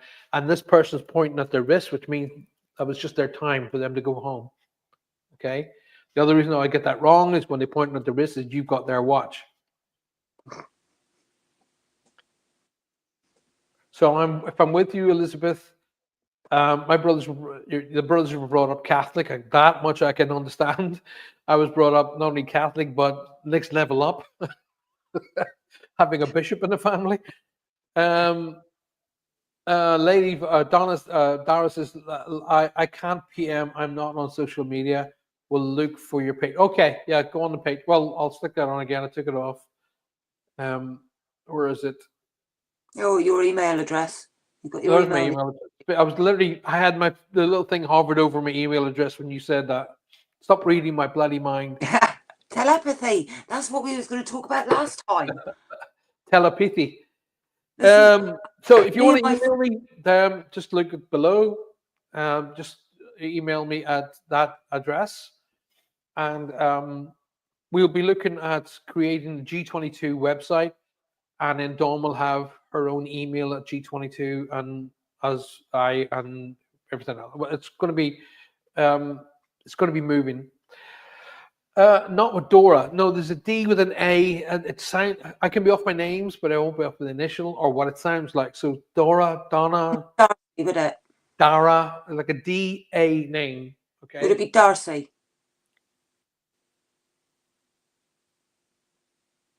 Unless they were called Dar. No. For short. No. I'm not getting the C bit. No. Why'd you say that? No, because my friend Jiggs' brother's daughter was Darcy. Gotcha. Unless that person, his nickname is Dar for short, I'll take that on. Yeah, and if he was taking the mickey out of my name, it would be Dawny, not Dor or anything like that. No. All right. Just understand the message. The message is where they are is not like how they were taught. Okay, which makes sense because I just said that before she put that up. It wasn't like how I was taught either. It's not like how I was taught, so it's different. They have a Donna who's still with us. Okay, when I say names, don't automatically assume that person's crossed over. They want, in my reference for me, Paul, it means who they are, who's with them, or please say hello to. Okay. My love, we've got a few minutes left. What do you want to talk about? I wasn't planning on doing any reads tonight, but opportunity knocks. When it happens, it happens. And if you don't get it out, you're not gonna sleep, are you? Well, it wasn't even. It just went like that. I wasn't sitting here going, "Oh, please come through," And then all of a sudden, I've got, "Oh, here we go," and I got my itchy nose. No, see, I know with a lot of my friends, especially because it seems like the closer we get as friends, the more my side do start to come through. And like with Jiggs, I know that he was a bully in life, so he would say, right, I'll bully you and until she understands it's me, because we had a pact that if there was something, the first one to go would come back and tell the others what was going on. Yeah. So, although he doesn't come across as a bully, he comes across as confident. He wouldn't be a bully on that side because bullying is a negative influence, so he wouldn't be allowed to be a bully on that side. Although he wouldn't be allowed. He wouldn't be a bully as in the sense of being a bully, but he would come across. It could come across as a bully, so you knew who I was talking about. Yeah. But the energy that came through gave me confidence. He was confident. Oh yeah, yeah. But it was important to understand about his growth. That was the big thing. But he's also he wants to give Jay a clip around the ear and say, "Pay attention, mate." Don't we all? But his results great speaking of our dear pal, your dear husband, number one, I'm here for you. Thank because Johanna went through what Jay's about to start to go through. Johanna went through it. Okay. So if you want to talk, if you want to ask me questions, if you want to say, what can we expect? I can give you all of what Johanna went through, at the beginning. That's the thing with cancer, though. It's one of those things that is so individual to everybody. It's like a fingerprint. So one person. I'm talking about what he's about to go through with the treatment. Yeah, he's on immuno now. He's been through all his radio and his chemo and everything. So yeah, the immuno is like you come out of it and you go, "Was that it?" Yeah. And, the first Well, basically, the chemotherapy and everything like that has killed off any sort of immune system that you ever had. So they have to give you a fake one. When Tegan was in hospital, she was on a trial, and it was called an Innis trial. And they actually, her CRP, you'll know what a CRP level is, your infection level in her blood. Tegan's was 297. Yeah. And she weighed less than 3 pounds at the time. So, so she was, but they actually gave her, like, you know, they would give someone a blood transfusion. They actually gave Tegan an immune system, and she very rarely suffers from coughs, colds. She was born at £1.11. They're prone to being sick. I got a question for you, actually. And if I don't say it, it'll go right. Where's your Christmas tree gone? It's gone. It's gone. Why? Because it was making a mess. The one's gone from the lounge as well. Oh God, no! In our household, the Christmas tree goes up the first weekend in December, whatever that first weekend is, and it comes down the first weekend in January. No. My kids aren't small anymore. There's no reason for it. It's you miserable old cow. No, do you know what? I love Christmas. And years ago, I used to get by my dad and my granddad, and my granddad's dad did it before they did. We went round the pubs in Truro on Christmas Eve, and there would be songs in all the pubs, and everyone all the working men would meet together, all the musical men would meet together, and there was Christmas spirit everywhere. Yes. All the children looked after. It wasn't me, and all these flipping teenagers just scrolling on in the corner. That Christmas spirit is gone. Unless you've got little ones now, I'm not celebrating, because it's a consumer holiday is all it is now. Well, I don't let it to get to that. I still think it's about, because of what we've been through as a family, and Johanna's count was 290 something when they pulled, we went up to get our things changed, and they did a blood, and they went, you're not going home. No. You're staying. No. And CRP is up there, no. It was up in the 200s, pluses, 219 or 290. There was a 9 involved with somewhere. At the time in Bristol, Tegan's was the highest recorded. Right. Well, when was that? That was back in 2004. All right. No, Rosie isn't there. Rosie's the chief pediatric nurse now in Bristol. Is Anu still there? He was the consultant in charge of NICU. I wouldn't have St. Michael's. St. Michael's is pediatrics hospital. I didn't get a chance to spend much time with Rosie. Rosie's, I'll tell you what, she makes your heart sing. She said to me, "Oh, I'm working all over Christmas and New Year," and I said, "You're the chief pediatric nurse." She goes, "Yeah, I'm in charge of the rota, but I'm only one of a few that don't have kids." So, and do you know what? She gave the ones with the kids time off. When someone goes into premature labour, 9 times out of 10, the mother that's in labour has to go to at least 3 hospitals before they'll take a baby. If it's under 28 weeks, there's only probably a handful of hospitals in the country that will take under 28-week babies. And there was a couple that I was in Truro with, and they were actually from Bristol, but Bristol couldn't take them, so she had to be ambulanced down to Truro to have the babies, and then they had to stay in Truro for 6 weeks before they could find a placement in their own hospital. It's funny because Maya ended up in Bristol when she was born, and now her sister is the chief pediatric nurse there. But on that note, we've got to come to an end, because all good things. Why is that? Why do all good things must come to an end? Why? Well, they don't have to come to the end. We're just going to have a little musical break for a few days, and then we'll be back.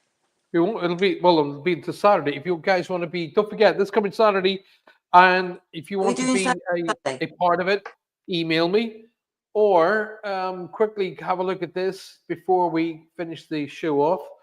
That's the address for the event on Saturday. Close down 24, open up 25. That'll be this coming Saturday. So make sure you're a part of it. It's going to be no charge. I wanted to do something for everybody to get them all on the right foot. Now, don't forget, if you have interacted with spirits, ghosts, if you've had any activity that's currently going on, especially if you've got activity currently going on in your house, then Dawn and I want to hear from you for G22. Tuesday nights at 8 o'clock, especially if you've got spirit activity in your house right now. We want to hear from you, okay? I want to come round. We'll come around, yeah. Well, Yeah. if you live in the area, we'll come around. If you live in New York, we're going to have an issue, okay? But at the same point in time, on Thursday nights, which is Reach Across Live, if you have spiritual activity, in other words, you've linked to your mom and dad, your brother and sister who's crossed over, things of that nature, NDEs, things of that nature, and I want you to come on the show and discuss it with me. So on G22 Ghosts or ParaGhost, the team, ParaGhost teams, we are together now. We've got Barry, myself, and the beautiful Dawn, which is the original 3 for ParaGhost Cornwall. We will have Maya and Dawn's daughter and Barry's daughter, oddly enough, when she's 6 years old. So if you are wanting to be a part of the ParaGhost team here in the Southwest, then you need to be talking to us now. All right. We will be doing events where you can come along and be a part of the team that night. Tickets will go available once we got those all out and sorted out. And that is, my phone has just come and told me that I need therapy. That will be something that Dawn and I are going to be putting together over the next few days. Okay, so you want to be a part of ParaGhost, and I formatively tell you, be a part of ParaGhost. Okay, now before we do go, competition time. If you want to win one of the Sammy Spooks t-shirts, you can do that. It's very simply by bringing people into the fold. So if you go out there and get 10 people and become part of and sign up, subscribe, and be part of the YouTube global community here, you could very well win yourself either a Sammy Spooks shirt, or I'm just trying to get the hat here. It's like the stuff around something, or you could win yourself one of these, which is a Ghost 22 cap. Okay, you can see it says ParaGhost along the bottom, Ghost 22 at the top. This one was talk about. I ordered a black one, but this one arrived, and you can see Maya's. I don't know. I like the green one actually. I like that. I like this. This is quite cool. Yeah. So you could win yourself one of these in black. And we have the Sammy Spooks in red and green. Okay, so if you do win it, you just have to say, "Hey Paul, can we have Sammy Spooks in green or red?" And you can get it either one. But if you're not in it, you can't win it. Remember that. So win yourself Sammy Spooks, which is in the background. If you look around where Dawn and I are sitting now, that's Sammy Spooks in the background, and he is the emblem for ParaGhost and our whole new collective joint venture for 2025. Isn't that right, madam? I was trying to think of something very clever to say then. I want us to have a character called Ernie. Ernie? Yeah, because it's like a little urn that you put a dead person in. You have an Ernie. Let me tell you something. As soon as you say the word, this is how old I am, all right? As soon as you say the word Ernie, I'm thinking Bert and Ernie, Sesame Street. I love Bert and Ernie. Well, my favourite was the Cookie Monster, I think. Cookie Monster. My dad was always called Grouch because he lived in the bin. He was always a bit and he lived in the bin. And what about the Count? One. I love the Count. The Count is like my owie dance. So every time I stub my toe, I go 1, 2, 3, 4, 5, 6, 7, 8, 9, 10, 11, 12, 12. Barry says you're losing it, by the way. I lost it years ago. It's the best way to be, I promise. Now, Donna says, I leave the lights up all year round. She leaves it. Oh, no, I have lights in my garden. My garden is like Blackpool Illuminations all year round. I haven't got. I keep saying I'm going to come over to your house, and I never get the opportunity to do it. In the springtime, when the garden and all is sorted out, we'll go down and sit. I've got a lovely little bench swing in my back garden, and it's my healing swing. Got all my We'll have to pyramids come above it. across. I have just been. I have a certain, shall we say, electronic lady that lives in our house. Excuse me. Do Yeah, you and get her name begins with an A. Anne And if I Summers? say her name out loud, she'll switch on. Oh, yes. And she's telling me that it's 0 degrees outside. Yeah. Oh. It's going to get cold the next few days. Apparently, it's going to talk about snow. Yeah. On that note, stay out. Dawn, tomorrow is Friday. Yes. I have to go into town again tomorrow. Oh, cup of tea.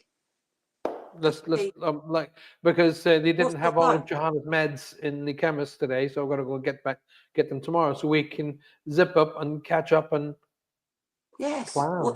And then we can tell this lot what's happening next week. What time? Around midday-ish. Yeah, call me. Superb. Let's do that. Right. On that note, we've got to go because we've been on here for 2 hours and 4 minutes. You don't have to talk a lot. Yeah. It's because I missed you all. So coming up to Christmas. On that note, thank you. Thank you from the bottom of my heart for your support, for your love, for your understanding. I know I had to drop things at the last minute when things were happening with Johanna. And I had to, we had to whisk our way up to Exeter, which is 2.5 hours from where we live. But in what we did, worked because she's upstairs and I can hear her yakking away at the minute, so she's in a good place. Thank you so much for all of your love, all of your support, Dawn. I haven't got the words to thank you. You're a rock star in my book. Well, let's get a brew in tomorrow. Version of yourself every single day. Say again? If you're proud of yourself, you have to be the best possible version of yourself every single day. That's a really good thing. And on that note, if you take at least 15 minutes a day, at least 15 minutes every day for yourself, take it out, switch off phone, switch off. And that's not 15 minutes to sit and scroll through my phone where I haven't got anyone nagging. No, turn the phone off, switch the phone off. Don't let anybody contact you, and build it from 15 minutes up to possibly an hour, and make sure that you do that every single day. Please, please, please make sure you like the show. Please share the show. We need to build the numbers up there, and to be able to say, right, if you're going to give a certain amount of energy, you should get something back. You could very well win yourself one of our very exclusive Sammy Spooks t-shirts. And you can buy Sammy Spooks t-shirts as well, which will also help us the show as well. The store will be coming online in the next couple of weeks. We can't do it now because I'm moving house. So as soon as that comes up, that's going to be all available to you guys, and you can be able to get your Sammy Spooks t-shirts, hoodies, hats, and a whole range of other kind of streetwear and t-shirts and things of that nature that are going to be available to you. Look at her sitting back like the Lord Muck. Yes. It's been a lovely night. Says, this is what we could do in the studio. This is the room that I would use as a studio. Right. Well, when we've got a lot of stuff to do. I've got all the computer screens and all here set up already. Computer screens. Computer screens. Is that Cornish for computer screen? Yeah, gadgets. Ear that trickery. Yeah, well, look at the Wasnums on here a minute. Oh, has everybody seen? Because I'd like to have a conversation with you about this. You know, Dynamo, the magician. Yeah. Has everybody seen Miracles that he did over Christmas? No. Because we need to have a conversation about him, because I don't think he's human. Well, he's human, all right. I saw an interview with him quite recently when he tried to take his own life because he thought he'd lost his magic. Yeah, no, with the crones, that was the last one that he did. This one is called Miracles. And it's literally, he's going around telling everyone that magic is everywhere. He's not special or anything. He's just, he knows how to. He's a nice guy. He was bullied a lot when he was young. But we're about to run out of time, young lady. And everybody's sorting off. The numbers are dropping off. Yes, well, it's 10 past 10. Yes. So you go and get yourself rested, young lady, and I'm going to go and do exactly the same. And we'll see each other tomorrow around midday. Yes. Everybody else, enjoy your day if you're in the United States, and if you're here in the UK or under the GMT timeline, have a lovely evening. Thanks for being here. Let's make this show the biggest on the planet. Good night, God bless you all. Now. And I'll see you tomorrow, young lady, all right? Yeah. Yes. Have a nice night's sleep, everybody. Au revoir. Bye. Bye. Cheers now.